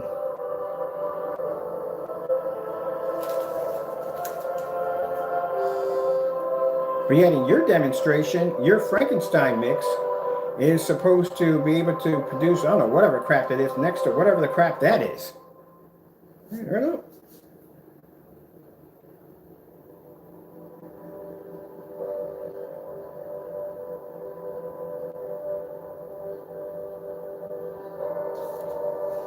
Let's pause it right there. And pause it right there, right? And I'm going to come back over here to his demonstration. That's supposed to be our product. That's not even matching the color of our screen. That's the even funnier part. The colors don't even, the screens don't even match in color. Let's go back here.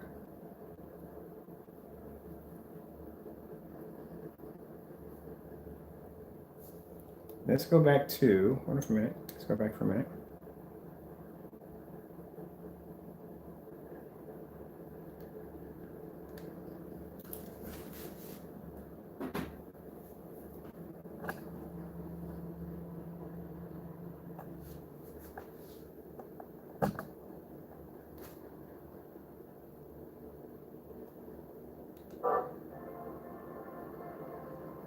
Now let's move. Hold on for a minute. Let's get this out of the way. So we get a clear shot of the screen because we've already done this already, and we can already see that we painted the screen and it all matches from the paint we have in painted. So that's already done and proven. So we're done on that one.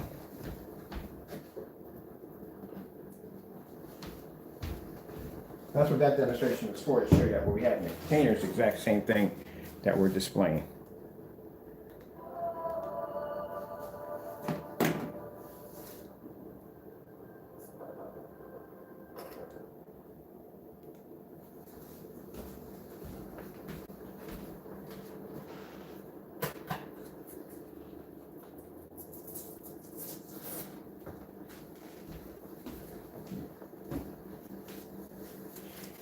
Idiota. That's what you are.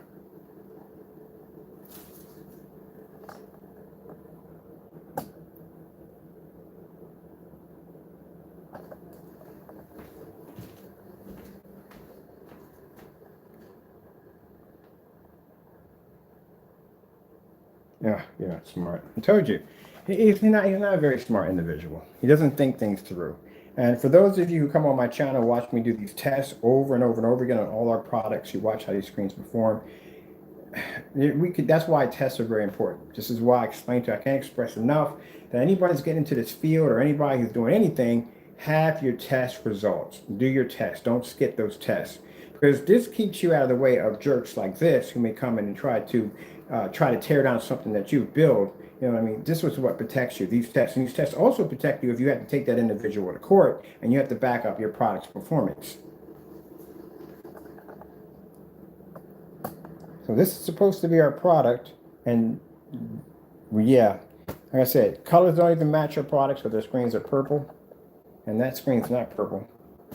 And if we can take a $6,000 screen that has a 0.8 and produce a higher level in colors, and you're telling me that that product you have in there looks exactly nearly like your product, almost close to your product, except your product has a lighter shade. That's it.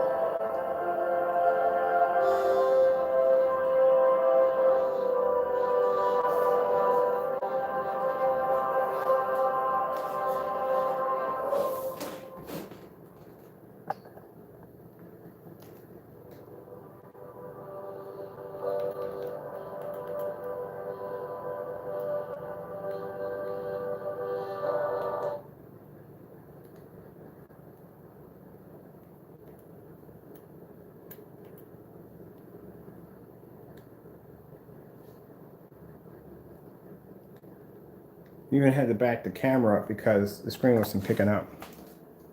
See right there? See how the screen washed out? His own screen washed out horribly. Washed out horribly. See how bad that looks?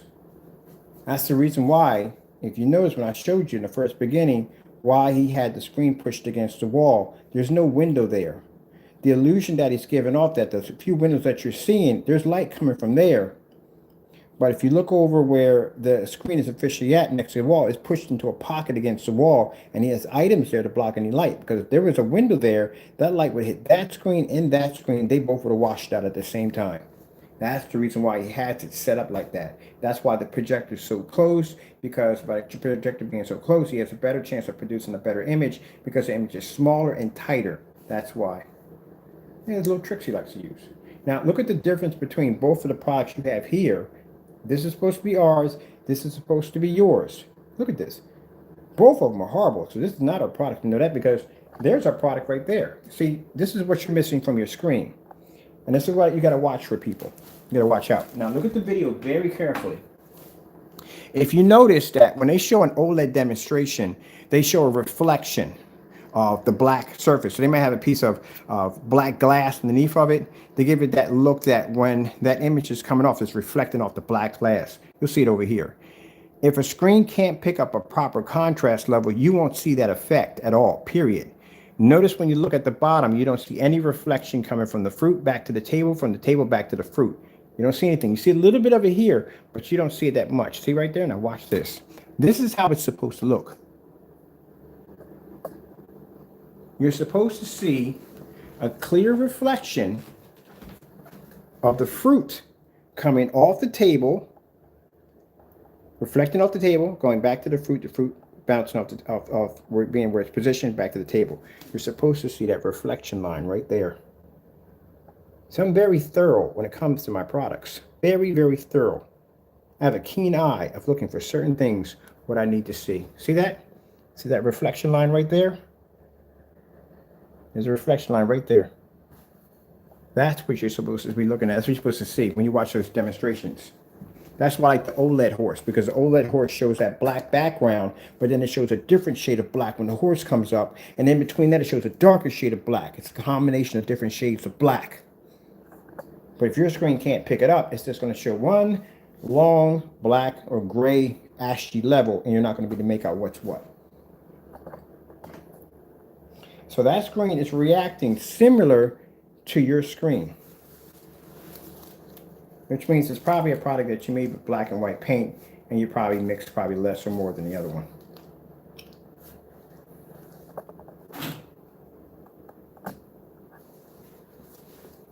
Even in the demonstration, trying to do a failed attempt looks even worse. But let me break it down for you. Now see, if I took the time out to break down demonstrations like this, it would just take too long. It's exhausting. It's exhausting trying to show you how this guy cheats on every level whatsoever. It's exhausting. So we don't have time to deal with him. We just blow him out of the water, go about our business, and move on. Do we do something else stupid? Now, look at the black levels here. See how ashy they are? See how washed out they are? This is what they're supposed to look like. And this is leaning against a $6,000 projection screen. That's how your black levels are supposed to pull. Mind you, the screen's not black. And yet it's pulling a better black level than a $6,000 screen and some fake screen paint in a demonstration.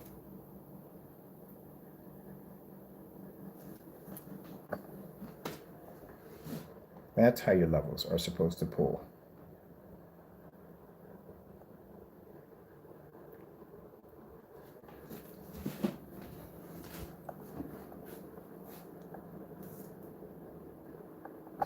So even in your fake demonstration, you even have failed in your fake demonstration.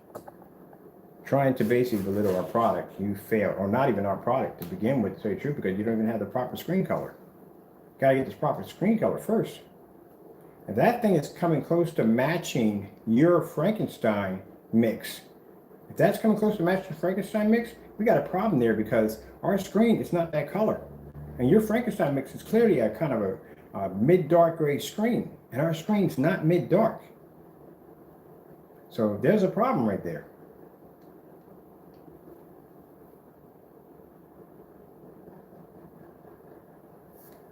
Let's go over and let's show some more of the other demonstrations right here. We've done this one. This is the demonstration where you cheated on your meter. And I'll break this down for you real quick too. So in a meter demonstration, you're not supposed to have any lights, no lamps, nothing interfering with the meter itself, because that's going to give you an inaccurate reading. When you do that demonstration, you have to be in a room with the exact natural light that's used in the environment. Nothing can be added to it. So if I come into this room, we're going to show the lighting we have in the room, and that's it. There's going to be no light hitting the meter. There's going to be no projector hitting the meter, nothing. Now, you see how his meter is jumping?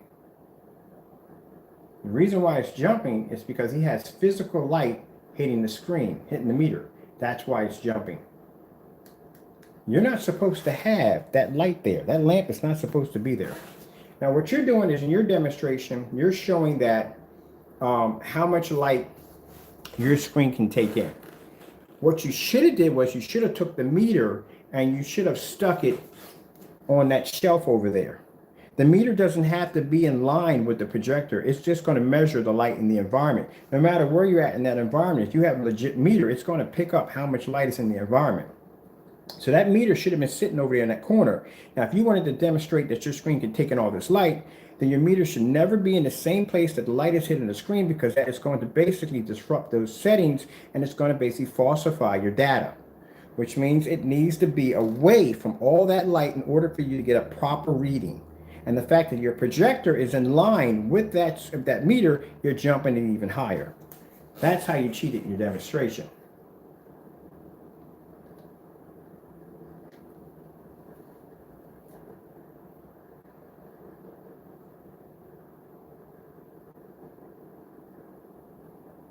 That light should never be anywhere near that meter. That shouldn't be near the meter at all. Now, the door is acceptable because that's everyday light you're going to have in the environment. The windows are acceptable. That's everyday light you're going to have in the environment. But when you're pointing those high beam lights at that meter, you're jumping it. You're giving it false readings.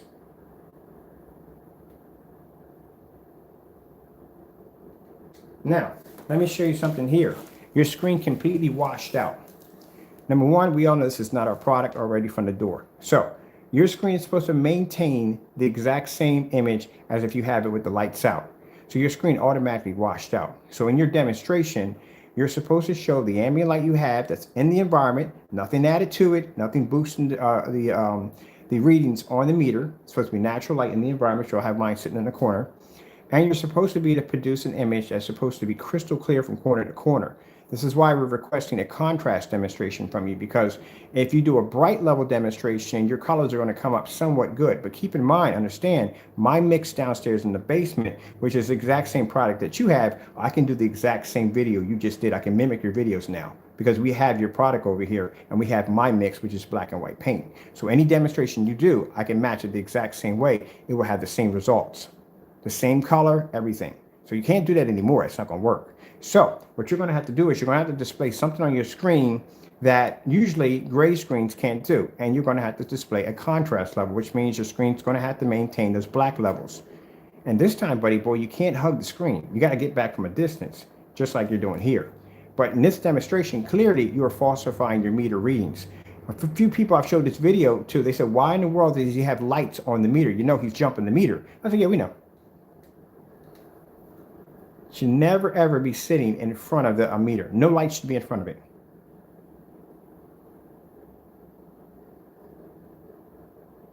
Now, yesterday, we did the same demonstration. We did this demonstration exactly the way he did it.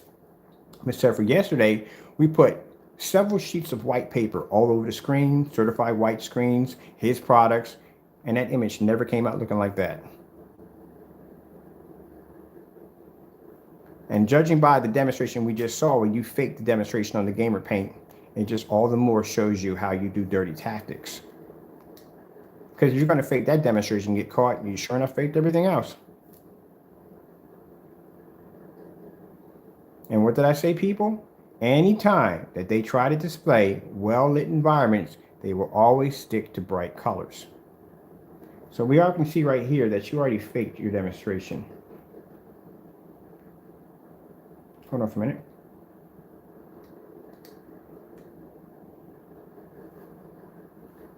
That should never be there. That meter needs to be to the side. So that's a fake demonstration right there from the door. This demonstration, we definitely know it's a fake demonstration, because if my screens came up that dark, you wouldn't be watching this demonstration right now off my screen as I'm showing your demonstration. So how is it possible we're watching this off a black screen right now, and we're watching your demonstration off my screen that's supposed to be so black you can't see it?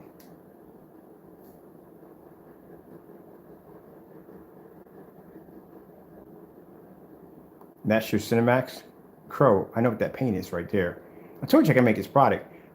Now I'm not going to say anything. We'll make it, and we'll match this product. I know what it is already. I got it clear. I couldn't get a clear visual of the screen because he kept it in the dark all the time. I know how to make that. We made that product. We got to make that paint. I'm not going to say anything about it because it'd be disrespectful if I tell you exactly how it is, but we can make it. I know exactly what it is. I'll make a gallon of that stuff for myself tonight. We'll buy his stuff. We'll do an unboxing. We'll show you the labels, and we'll match them. We can make that product. I know exactly what it is. Because I could never get a visual of the screen because it was always in the dark, so we really couldn't get an idea of exactly where the color was landing at. Yeah, we know exactly. I know exactly what it is. That looks like the YouTube paint. A lot of you know that looks like the YouTube paint. All right, so this is supposed to be how dark our product comes up. Mind you, we're watching your video off my screen, off my black screen.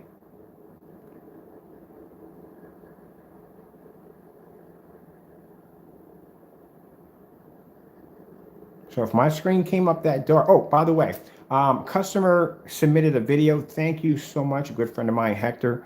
Thank you so much for the video. I'm going to put that link below. I want you to check out his demonstration he did on our dark products.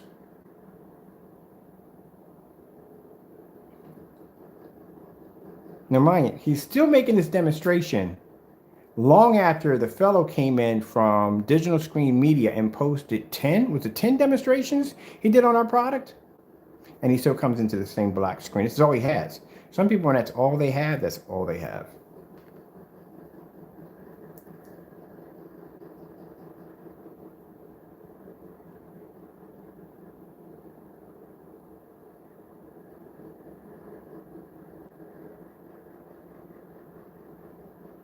So how is it possible that I'm watching this demonstration off my screen and I'm picking up all the bright colors on your screen that your screen is projecting, How is that possible? Because if that was the case, if my screen came up that dark, the whole entire video would look like this, wouldn't it?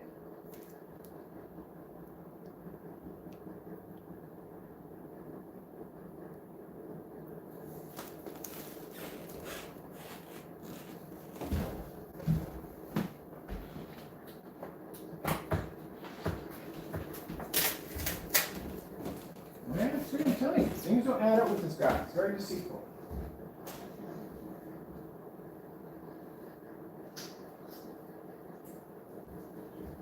I'm going to tell you something. I'll tell you why I know the color of this product. This is his personal mix. Look how light his personal mix is. Watch this. All right, look at this. Watch this. Let me show you something. This is how I know the color of it. When I was looking, I was like, wait a minute. I guarantee I know what that is. Watch this. Look at the color of that, right? That's near a Metallica Mix 2.0. Because this is the color. Oh, that's not false. That's a very heavy surface.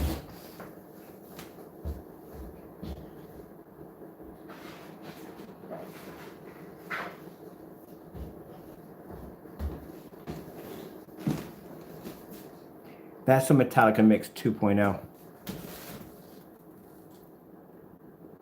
So that screen paint right there is exactly lazy gray. It's lazy gray with 2 tablespoons of black in it. I guarantee you. That's exactly what it is. That's the YouTube paint. This is the paint they were basically, people were making for free online. It's called a YouTube paint. This is way back in the day. It's basically just gray and black paint. That's what it is. Let's see if we can trim the after this time. All right, so we're watching your demonstration of your gray screen paint mix on my black screen and watching your demonstration. Now, if my product comes up as dark as you're portraying in your demonstration, then you wouldn't be able to see the screen. We wouldn't be able to see the demonstration at all, period. So let's see.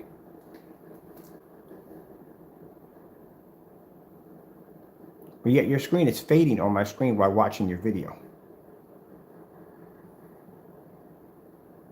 So let's see if we get the same dark image that you're producing.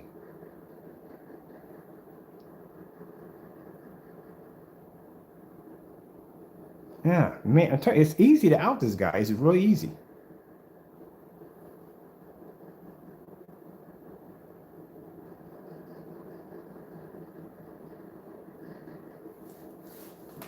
Well, let me make this a little bit more official. Let's get this up a little bit higher. Maybe it's the same height as this one right here. There we go. We'll get the same height so we can have it. They look like they're side by side.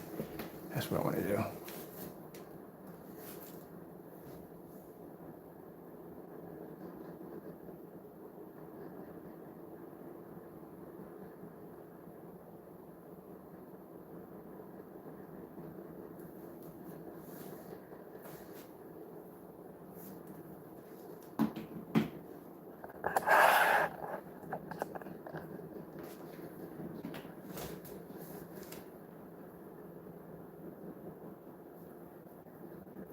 Now watching your video, your demonstration of you basically saying our product comes up too dark. Why I have your product land against my screen? Well, it was there for a minute, decided to quit. So nope, they don't match up, buddy. Something just ain't right there for you.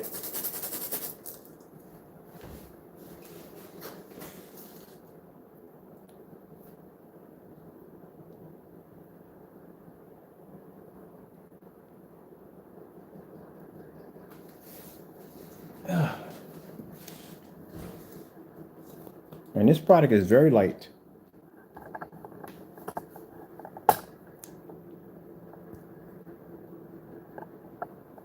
So, no. Oh, by the way, Crow, here. Here's my purple screen versus your product again.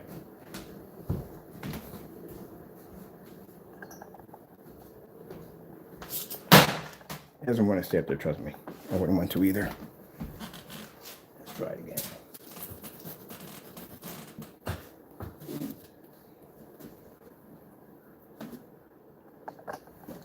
We'll leave that there until it falls off. So you faked that demonstration. We can all see that. So it'd be virtually impossible for me to watch any of your demonstrations right now off my screen if my screen came up as dark as you portrayed it did in your videos. Let's get another one of your videos right here. Oh, you play with the flock of crows. Yeah, right. More like flock of pigeons. Flock of crows. I got crows outside my house. As a matter of fact, we do got crows that come outside. Here's the thing right here. Your lawyer. Where's your lawyer? How many times I got to ask you to have your lawyer contact us? Crow lawyers up. Where's your lawyer at, Crow? We've asked you several times where this lawyer's at. I got to see this. Let's watch this demonstration right here. This lawyer meets. I want to see if there's a name to the attorney, whatever. Where's your lawyer? We asked you 3 times in a row to have your attorney. Actually, 4 now. 4 today. Have your attorney contact us. We want to talk to him. We want to have a conversation with him. So you don't have any letters, no documents, nothing, showing nothing at all, period.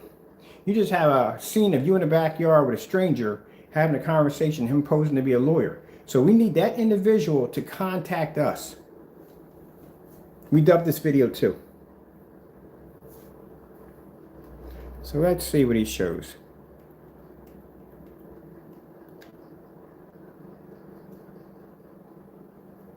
Where's the lawyer? There's nobody up there.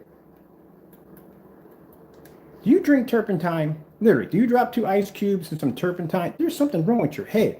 Where's your attorney at? How come he's not on camera?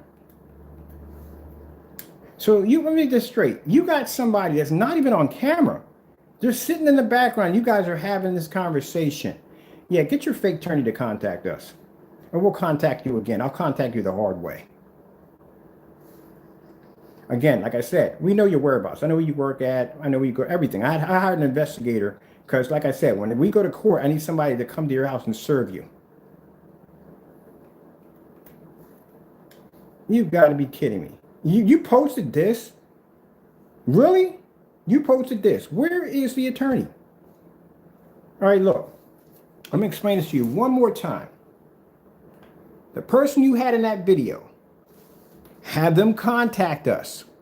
We want to know what law firm he's working for, who he represents. Contact us. Have us talk to us. It's not hard to do so to have somebody contact you. We showed you our basically from our attorneys that you can contact them. If you want, you can call them right now. You can talk to them. We showed you documents right there. We need you to have your attorney. If that's your attorney, have him call us. Because if he got on that camera and he sat there and said that we can't get you on a copyright, or we need to have a talk with him. We need to know what law firm he's working with. We need to know everything. Because I want to hear his side. I want to talk to him. So have him call us. Look at that. Nothing. The guy didn't even put, let me tell you something. First of all, how dumb you are. I swear you're a dumb idiot. I hate to call people stupid, but you can't get any more dumber than this guy right here. I swear. Penny in a can. That's what you are. First of all, and I'm sorry, people, if I got to go off on this guy. He's an idiot. So you telling you got yourself a lawyer, and you don't show anybody in the recording. There's nobody there. Just you and this guy talking in the background. He could say anything. There's no way to back up who he is. We've requested now 4 times in a row asking you to have this attorney contact us, and we got nothing at all from you. Not a thing at all. So the reason why he's not real, he's just some guy probably speaking some nonsense. That's it. No attorney in his right mind, any attorney can quote me on this, please do, that you will meet up in a stranger's backyard and have a conversation and not show your face, not represent your law firm, and speak a bunch of mumbo jumbo. And oh, by the way, at the end, I heard the comment about how dirty my clothes are. Don't care about that. No attorney respectable is going to make a comment like that, especially when he's attached to a law firm. They're going to keep it very professional. They couldn't care less if I walk in here in a clown's costume or dress as Batman. They don't care. All they care about is the facts on what happened, this, that, and the other, and how we can use this in court. They couldn't care less if I walked in there with a clown suit on. So the fact that he made that comment shows that he's not an attorney or he's not professional in his field. But at the end of the day, who cares? I can come on here dressed in a clown suit and I can still blow your screen out of the water. It doesn't make a difference about my dress code. It's about my performance and my skill level. But that's not an attorney, buddy. If you met it with an attorney, which we had to, you have to go get an appointment, schedule an appointment, meet the attorney, and then you will actually discuss the situation on what happened. And they don't want to hear about this, that, and the other. They want to hear about straight facts, the things that they can back up in court. Because to the judge, if you can't back it up, it's considered to be hearsay. If you don't have evidence, they can't use it. Much like if you record somebody on your property with a security camera and audio picks up on there and you can record that person talking, you can't use that in court in some places because it's considered a violation of civil rights. That's why a majority of most cameras don't have audio attached to them. They're just basically no sound, but there's video. I know that because when I used to install security cameras, I was told that you can't have audio on those cameras. Listening to someone's conversation without their permission is against the law. But I know a bit about the law, buddy. Like I said, I have friends that are attorneys. But first things first, no, that attorney is not going to get there on camera, never show his face to begin with if he did do something like that. And if he did do practice like that off camera, especially when he's attached to a law firm, he can be fired for that. He can basically get into a lot of trouble for that because he's representing a law firm. Lawyers have to come out there and they have to show that they are for the people and you can trust them. And they're you know, these are the lawyers you can trust with your health and your suffering and your pain. That's what they have to broadcast. And if there's an attorney out there doing these kind of tactics, no, they got to get rid of him. That's bad blood for the business. So that's why I know he's fake. And you just show a video of two people talking. Where do you get these ideas from? Literally, I swear, he reminds me of the Wile E. Coyote. He swear he does. Dumbest ideas on the face of the planet. Nobody, get your fake attorney to call us. And that's my, how many times? This 4 times. I'm going to mention this in every video, that request, until you bring up this fake attorney. And I guarantee it's probably some fellow he knows that came around and started running his mouth. And if that's true, then I think you're impersonating an attorney. Where is this attorney at? So you're just in anybody's backyard having a random talk with a stranger. Good gracious, man, I swear, I bet you if you start talking, your breath smells like gasoline. You drink it, so you had to shoot it up something. There's something wrong with you. Had no documents, nothing at all, period. Proving anything. That's the worst thing I've ever seen in my life.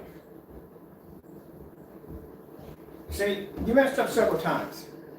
He came up and said he got a letter from our attorney. We didn't even get the draft yet. Anytime an attorney draws up any form of paperwork or whatever, they have to send you over a draft. Same thing like contracts, there have to be drafts involved with that because there's stuff you have to read through that you may not agree with. And, you know, that gives you the chance to change back whatever has to be done, what's in that draft, or you get an okay on that or whatever.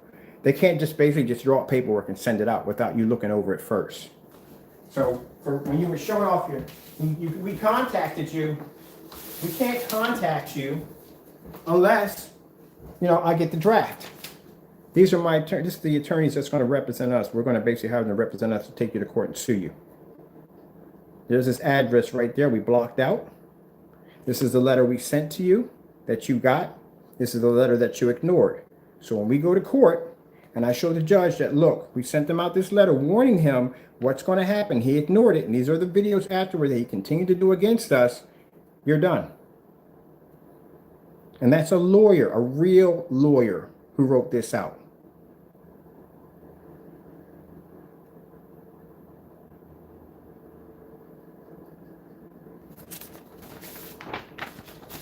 Signed by a real lawyer and law firm. So I suggest you again, we are requesting your attorney again. Have your attorney contact us. Or not contact, I'm contacting me. I want to talk to him. Have him contact me. And I want to talk to him. If he's real what he is. That's what you're supposed to show. Anything you do, people, is to back it up. He can't back up anything. See what else we got. Fake attorney. Wow, fake attorney. Fake demonstrations, fake reviews, and fake lawyers. Yeah.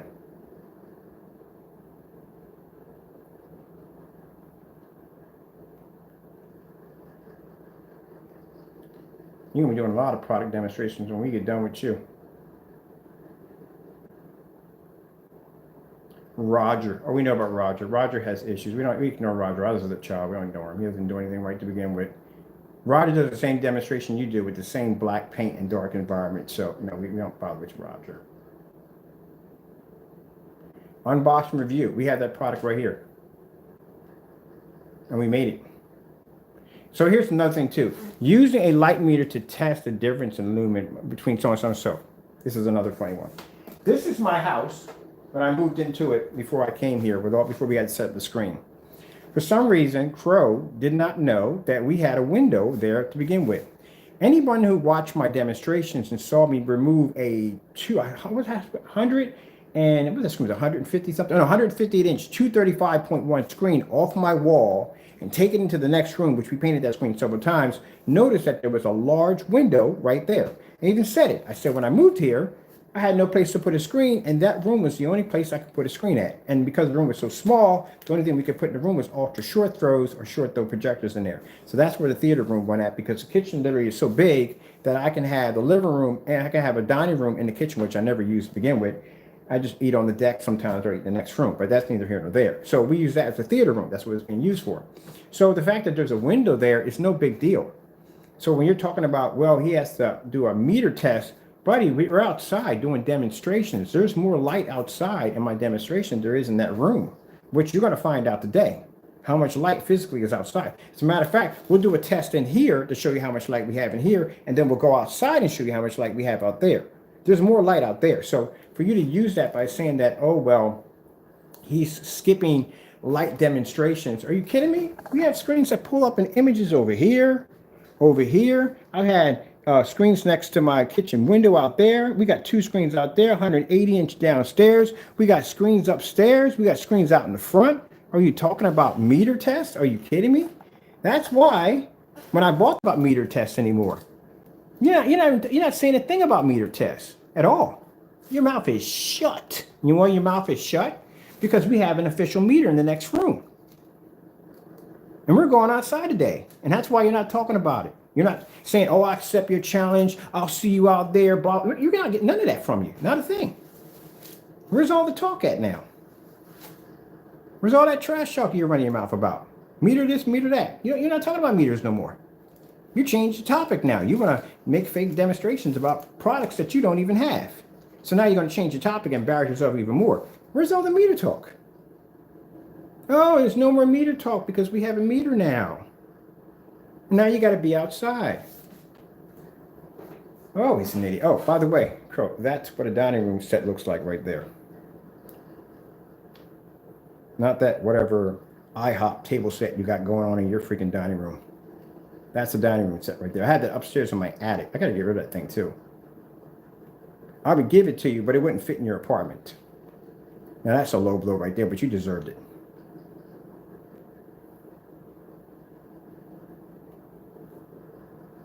How to not cut corners. Are you kidding me? He just did a demonstration on how to not cut corners. Really?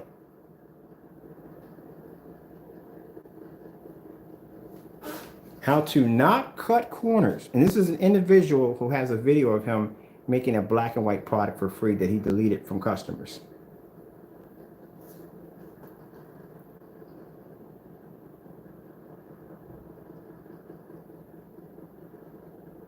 Now, see that meter reading he has right there on your cell phone, Crow?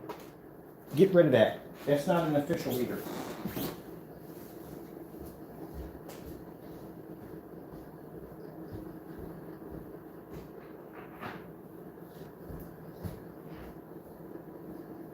That is an app off your cell phone. It's not accurate.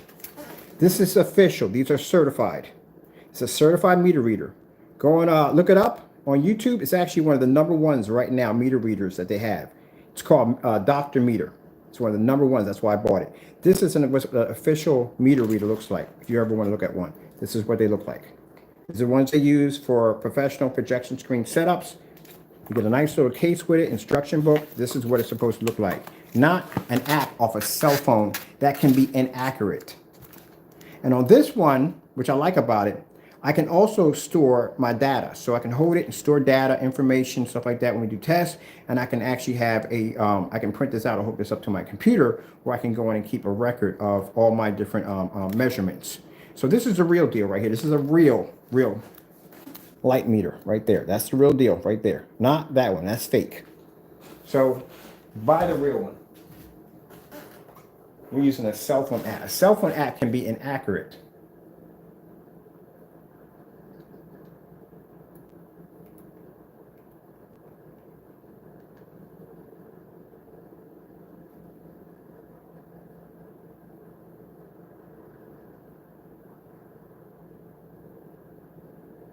Now see where the overhead light? See where he puts up the overhead light? See how it starts to jump? Now he's saying his environment is hitting that much light. That's virtually impossible.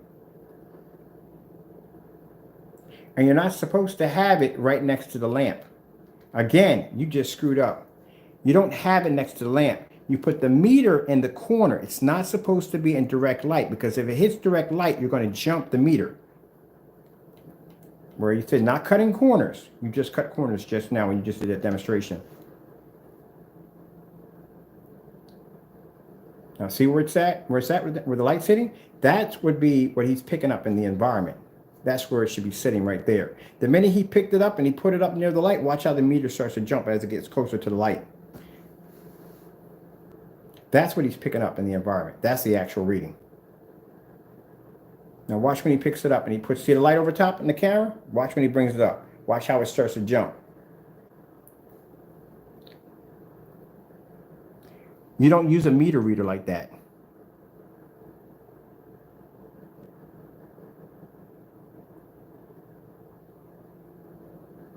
Now watch your level start to drop.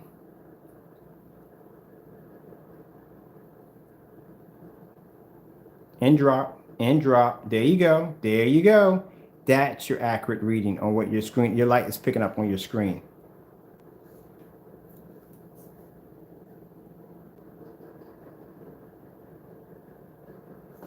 Now I want you to come back here, show you. That's his environment. This is how much light my screen's pulled in. That's my screen in the next room. See how much light that screen takes in over there?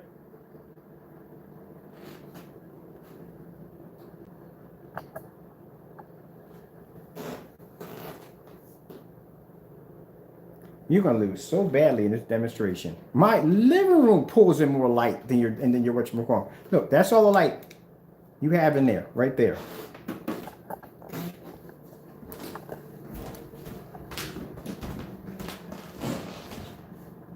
I have a window here. We have a window here. My screen's 126 inches. When we put the lights on, we get this.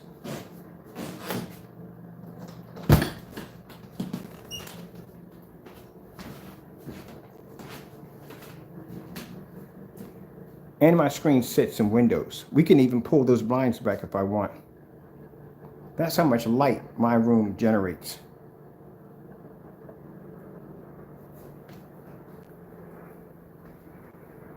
Compared to yours.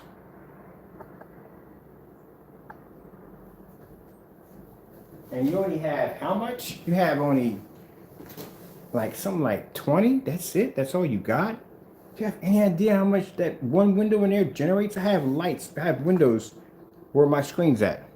So if I set my meter right there on any one of these areas, that thing's going to jump.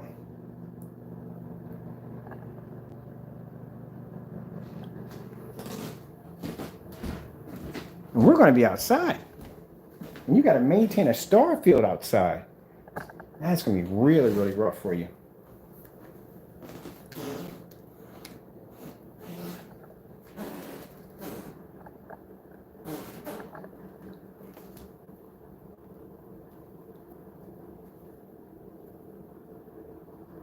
So meanwhile, while Crow is showing his demonstrations, sitting over in the dark, this is where we're at.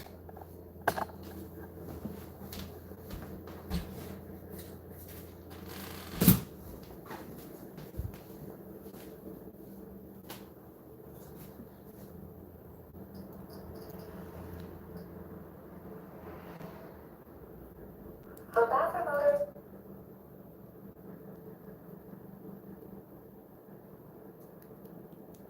Crystal Edge Technology screens. They got a new video. Getting that from YouTube.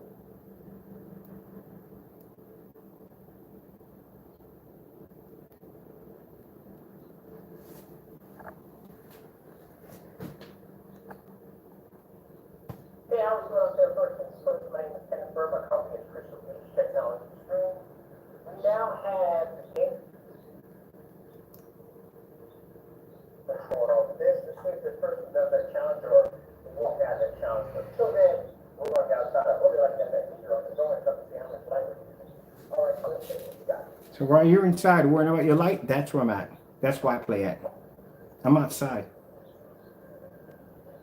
I have more light out there than you have right now on that meter.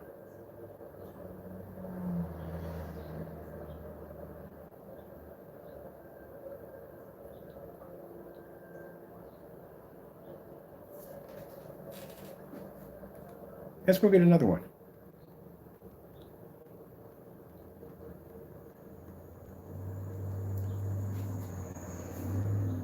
Hey, how we going out there today first things?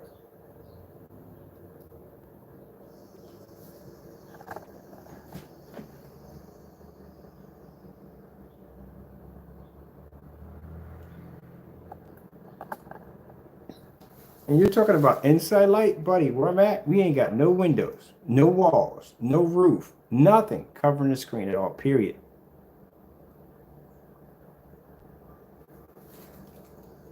Thousand lumen, 13 feet back, screen paint. Getting that from YouTube.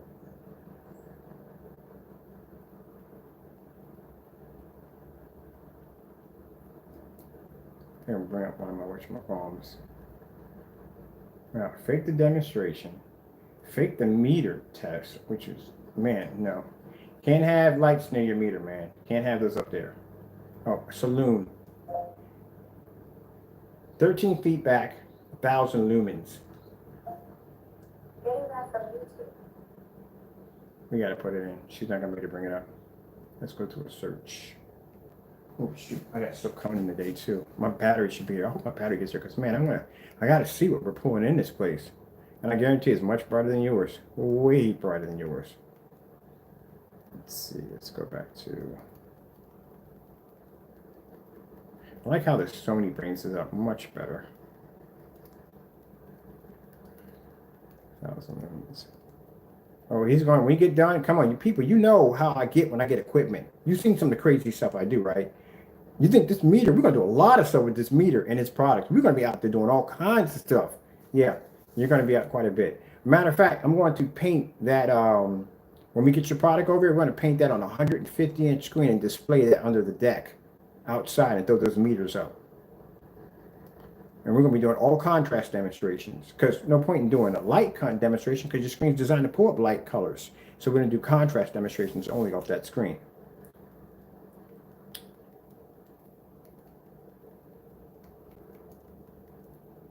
That's what you have to display.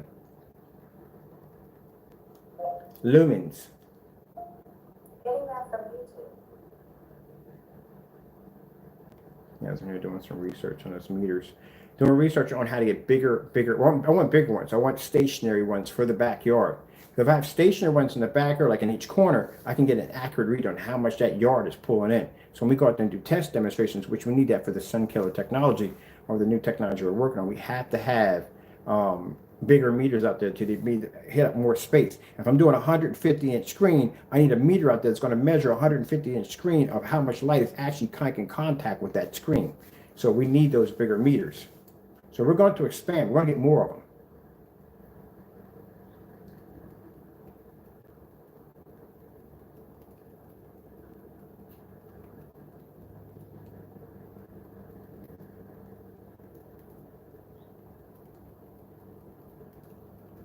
That's surprising.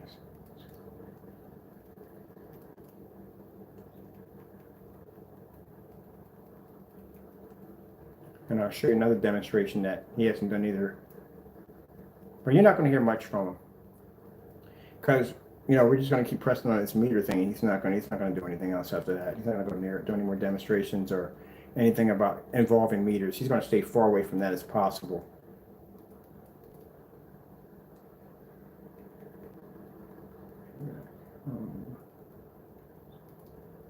we do? Let's do the Nova 17. Nova 17.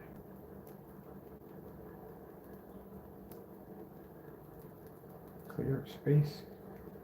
17. We get Nova 17s outside for the test. 17. Let's see what we bring up right here. There we go. That's Nova 17 outside on its test. 13 feet back, 1,000 lumens.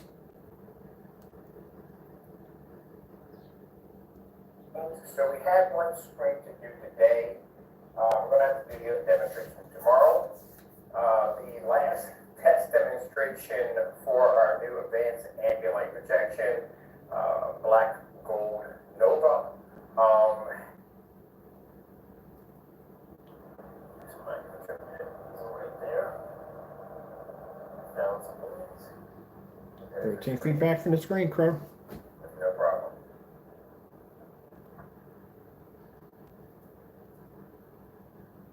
Here.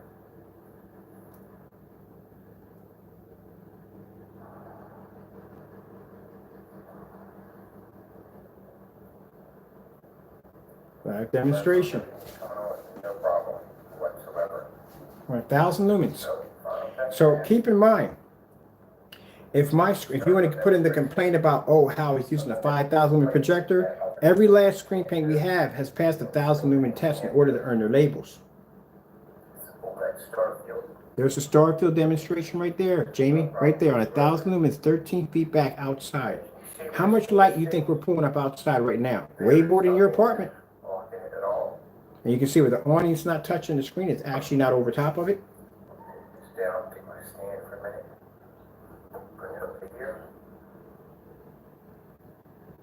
Even walked over top the screen. Look, walked over top and took the camera and walked over top the screen like this to show that the screen can pick up an image from this way, and this way. On 1,000 lumens outside. And you're inside the dark, you're inside your apartment trying to talk about, oh, not cutting corners. This is what you're going to do today.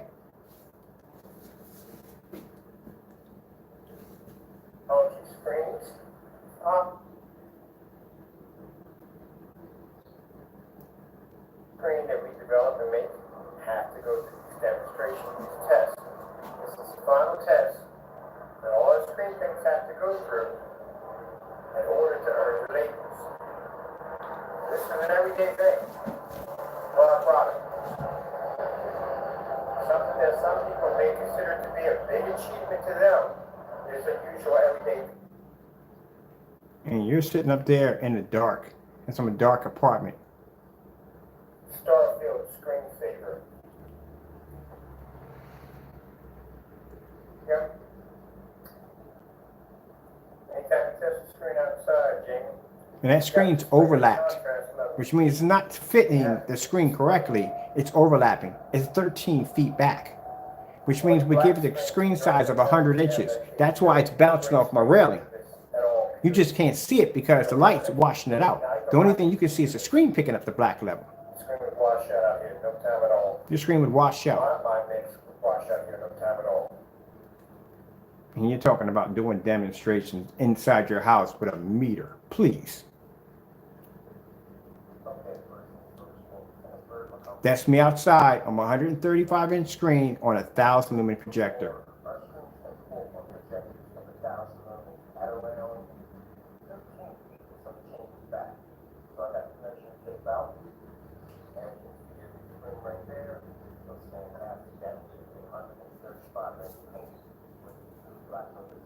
So if I go outside and do that test today, which we are, and my screen's going to hit way beyond 2,000, 3,000. It's going to be way up there, because we're outside.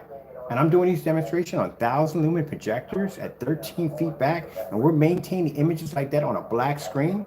But yet, in your demonstrations inside the house, our screens can't pick up an image and they come up too dark to see. Get a lawyer, Crow. You're going to need one. You're really going to need one. These demonstrations right here alone are going to basically, you're screwed on so many levels. Look at that. Look how far my projector sits back. My awning's not even hooked up. I took the awning down.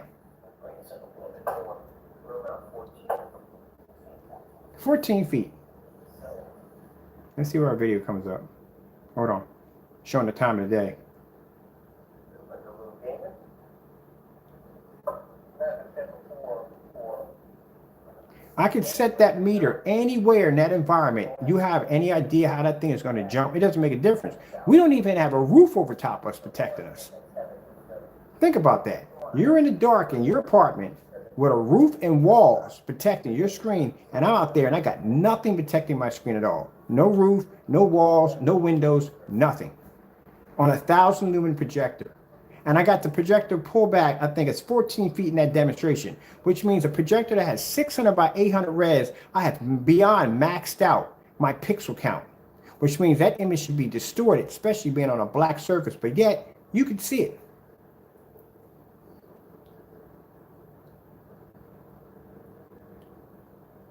You should have never mentioned the word meter. You're doomed. Doomed and gloomed. Doomed and gloomed.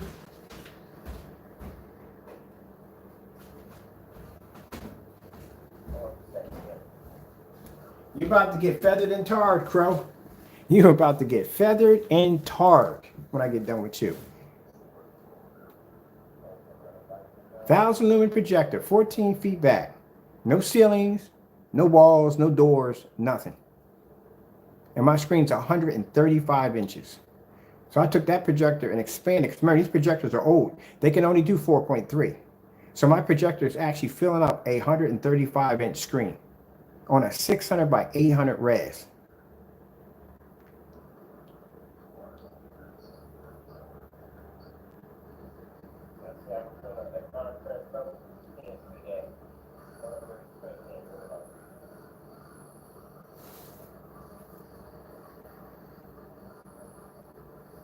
Ooh, it's got to burn. Look at my PS4 menu that popped up.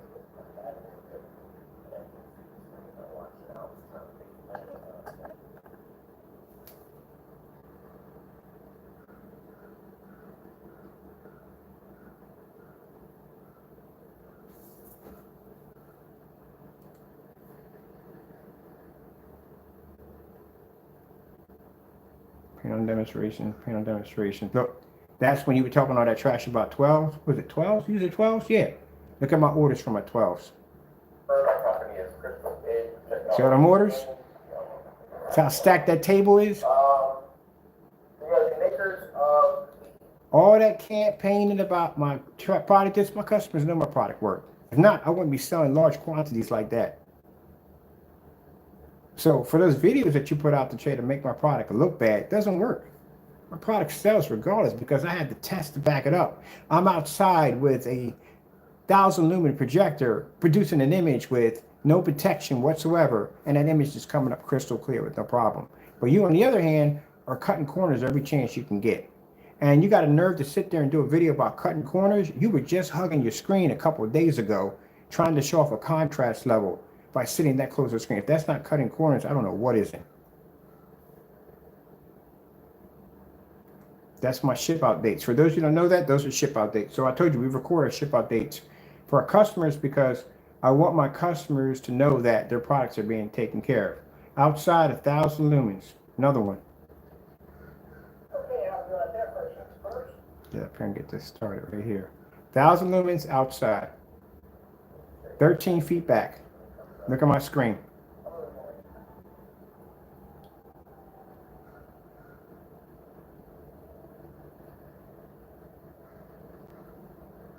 Here's my measuring tape right there. I'll show my measuring tape. Let me go back. Make sure we got the showing you the angle gain from my kitchen. I'm in my kitchen showing the angle gain of the screen. There's my measuring tape right there. 13 feet. There's my projector right there. Boom. There's my screen right there. Boom. Let's see you do that on that gray screen paint. So when you were sitting there showing me your demonstration, talking about, oh, customer, oh, by the way, that is a short throw projector he was using. Customer showing short throw projector. Look how amazing my screen paint looks outside. Blah, blah, blah, blah, blah. It was garbage. You know why? That's a 1,000 lumen projector, and that's at 13 feet. My projector sits back farther than the projector that your customer was displaying in the video. When they did that demonstration, they made sure the projector was sitting as close as possible. If you were using the same projector, your screen would have completely washed out even worse. And we're doing a contrast demonstration. We're showing color off the screen. So again, how is it possible that I'm showing color off my screen on 1,000 lumens outside at 13 feet back, and it doesn't look dark like the demonstration you're showing me? This is what my lawyer will be discussing with the judge. And that judge is going to ask you, can you give me an answer why Mr. Bird's screen is not pulling up that way? What evidence you have to support your theory that his screens come up this dark? And if you don't have that evidence, buddy, I'm suing you for $250,000. So you better have that proof.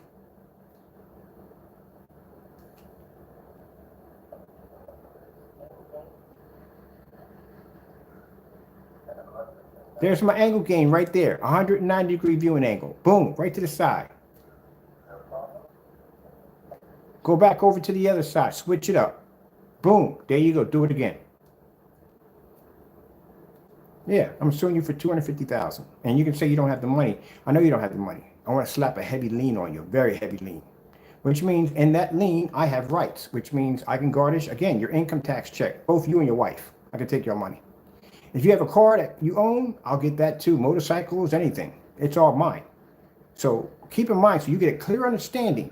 You're being sued, number one, for tampering and altering my copyright on the Instagram account without my permission. And you're being sued for slandering my product and saying that my product comes up too dark and people can't see it. Calling me a scammer when we have clearly demonstrations live, and we'll have plenty of witnesses to testify that they've used these products and they work. But my videos alone back up my work. So that's what you're getting sued over.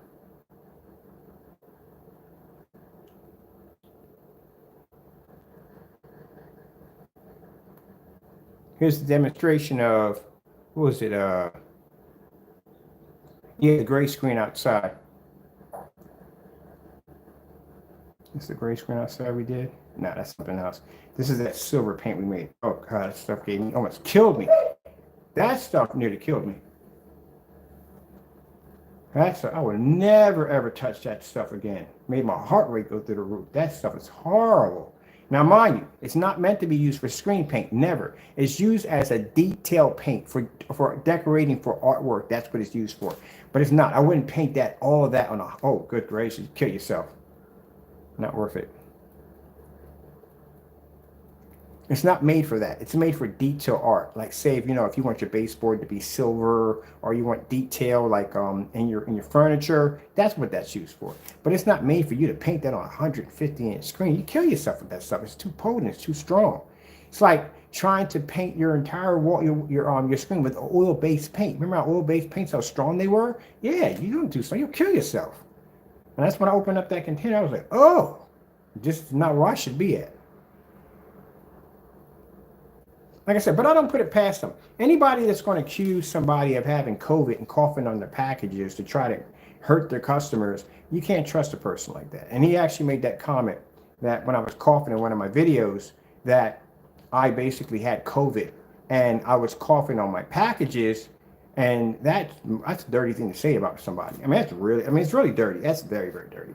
At the end of the day, it doesn't hurt my feelings or anything. It's just sad that people would actually go that level to sell a product. Yeah, but the only problem, Crow, much like in every demonstration where I can back up my work, there's a video of me back in 2019 before COVID ever existed of me basically complaining about a house that I moved into. They gave me mold poisoning. Yep.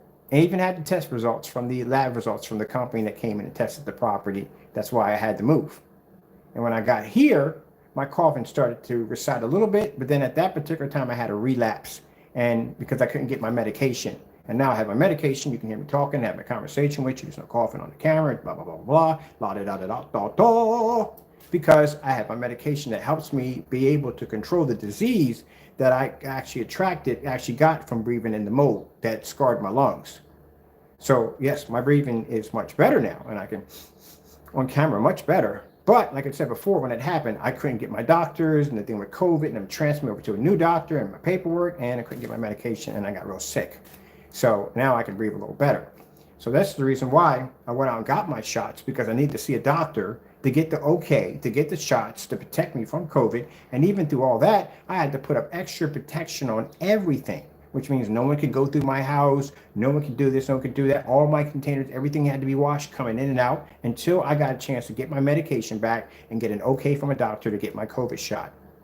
There you go. That's why I was able to come in and show you the card, got my first shot, and you'll see it again where I'll have my official card saying that I am vaccinated. But even though I'm going to be fully vaccinated, I'm not going to be running out there in the street and saying, no, still going to wear the mask, still going to practice 6 feet away, still going to treat every day like it's the first.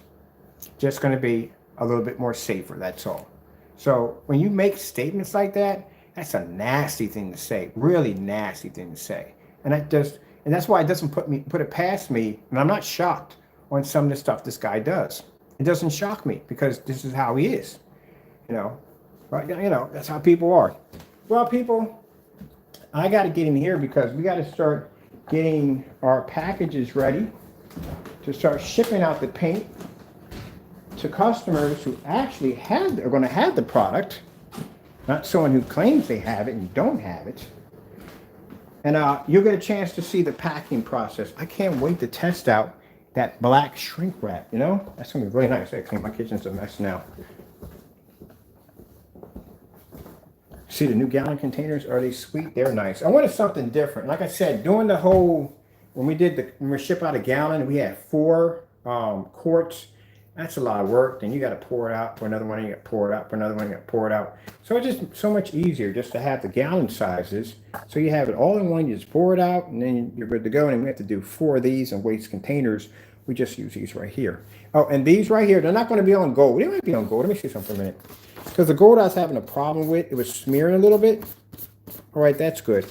We may be printing, we're going to print your instruction labels right here on gold. You don't need instructions. This is just an information sheet. If you so you go into the website, you have the information sheet right there on what you can paint it on, stuff like that. We got some of the stuff we have in different projectors, the shelf life, all that stuff is going to be in there for you. Oh, I got to show you something. One thing too before we sign off. Something you're going to love. Something you're actually going to love. You're going to love it. Love it.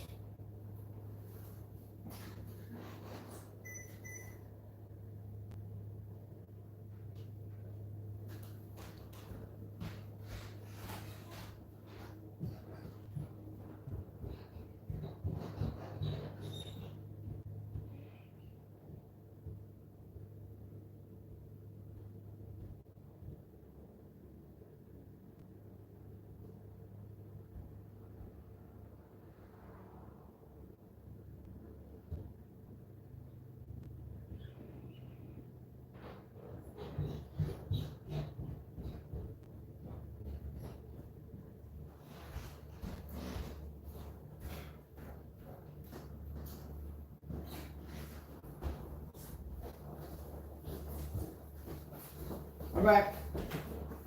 Let me show you something real quick. We gotta cover these up because they do have sensitive information on them. So we have to cover them up because we had an incident from King Corner Cutter. That mistake I made, I displayed a contract that I had over in Jersey for inflatable screens for a company. I think I told you so before.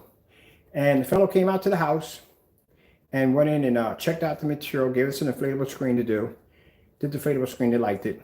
So we're in the process of signing this contract. So I go over to Home Depot because I'm picking up a barbecue grill. I'm going to do some barbecuing next week. And he contacts me and says, hey, there's a fellow who's emailing us, and he's telling us not to do business with you. You're a scammer. And I said, by any chance this fellow by the name of Crow? And he said, yeah. He's telling us that we should do business with him. This is how the level of hatred this guy has for us. Not knowing that the fellow was at the house, hands-on, testing and looking at the product. Now, I said before anyone can issue you a contract, they're going to have to test your product first. Nobody in their right mind is going to sign their name to a contract, whether it be a year or 4 years or 5 years to a contract, unless they get a chance to look over the merchandise to see whether or not they like it or not, and that's something they want to put a long-term investment on. So people who basically give us these contracts have tested our products. And if our products did act the same way as he portrayed in the video, well, we wouldn't get any contracts. I wouldn't have any orders right here. No one would trust any of the products we made. It's a whole brand new form of technology. Who would trust it? See? Now, the fellow who has a company called Digital Screen Media, he wanted 2 contracts from us. One contract is for the new Phoenix technology. I told you, I got companies lined up for that.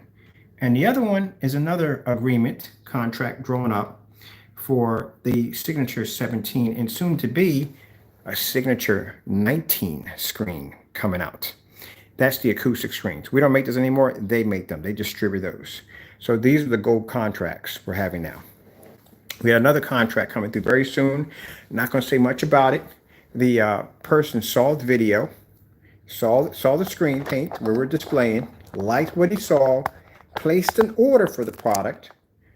He's going to test it out. If he likes it, we get a contract. That's how you get contracts. So if our product worked any way that this individual explained that this is how our product actually looks, we wouldn't get contracts. That fellow wouldn't be on YouTube right now showing off his videos of our product working, because he has to be able to display those images to other customers. He has to be able to display those images to other people who want contracts through him. So everyone's going to test this out. So for you to come out there and make these accusations, we all know that are fake. And the fact that, man, thank you, Jesus, that we now have a video of you busting you, of you making a gamer paint that's supposed to be ours without a container, without a proper unboxing, and then the prints don't even match at all, period. Yeah, you hung yourself. Oh, some people say it this way. They put it this way. You already hung yourself. Somebody just finally came along and kicked out your chair. Sad thing about it is when we get into court, there'll be nobody there to lift you up, buddy. You just hung yourself completely. You're done. So people, what we're going to do now, we're done with this segment right here. I got to get back to work. This is exhausting. I have enough to do as it is. And you got a chance to see the fake for the fake. So I got to go out here, got to do these meter tests, which have to be done. We're going to do the meter test challenge. If he doesn't do it, we'll do it already. We'll do one video. We're not going to go on and on with this. We'll do one video. And then I got to get back to my testing with that meter, because I need to know on my end, if we're going to be engineering some doing more deeper understandings about this sun killer technology. It's really hard to get on and tell a company, hey, look, I got a screen paint that took a direct hit from the sun. Yeah, they'd be like, okay, buddy, you might want to get 302. That's impossible. It's better if we can show the demonstration and have an accurate data reading of how much light is actually making contact with the screen. That's much better, because then we have more hardcore proof on top of the proof that we're displaying. So that's why I said we need to get the meter anyway. We have to have it, not just for him, but we need to have it, period. Because I'm curious, how much light are we using in these environments? And we use a lot of light. So I need an accurate reading. All right, people, thank you so much. I'm gonna get me a bowl of cereal. I gotta start my day, go feed my animals, start my usual routines, and then I'll be back on later on to do some more demonstrations on the gamer paint outside, because I had a ball with that screen outside. All right, then we're gonna move on from here.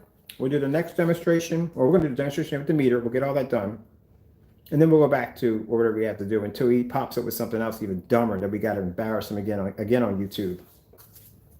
All right. See you later. God bless. It gets even dumber.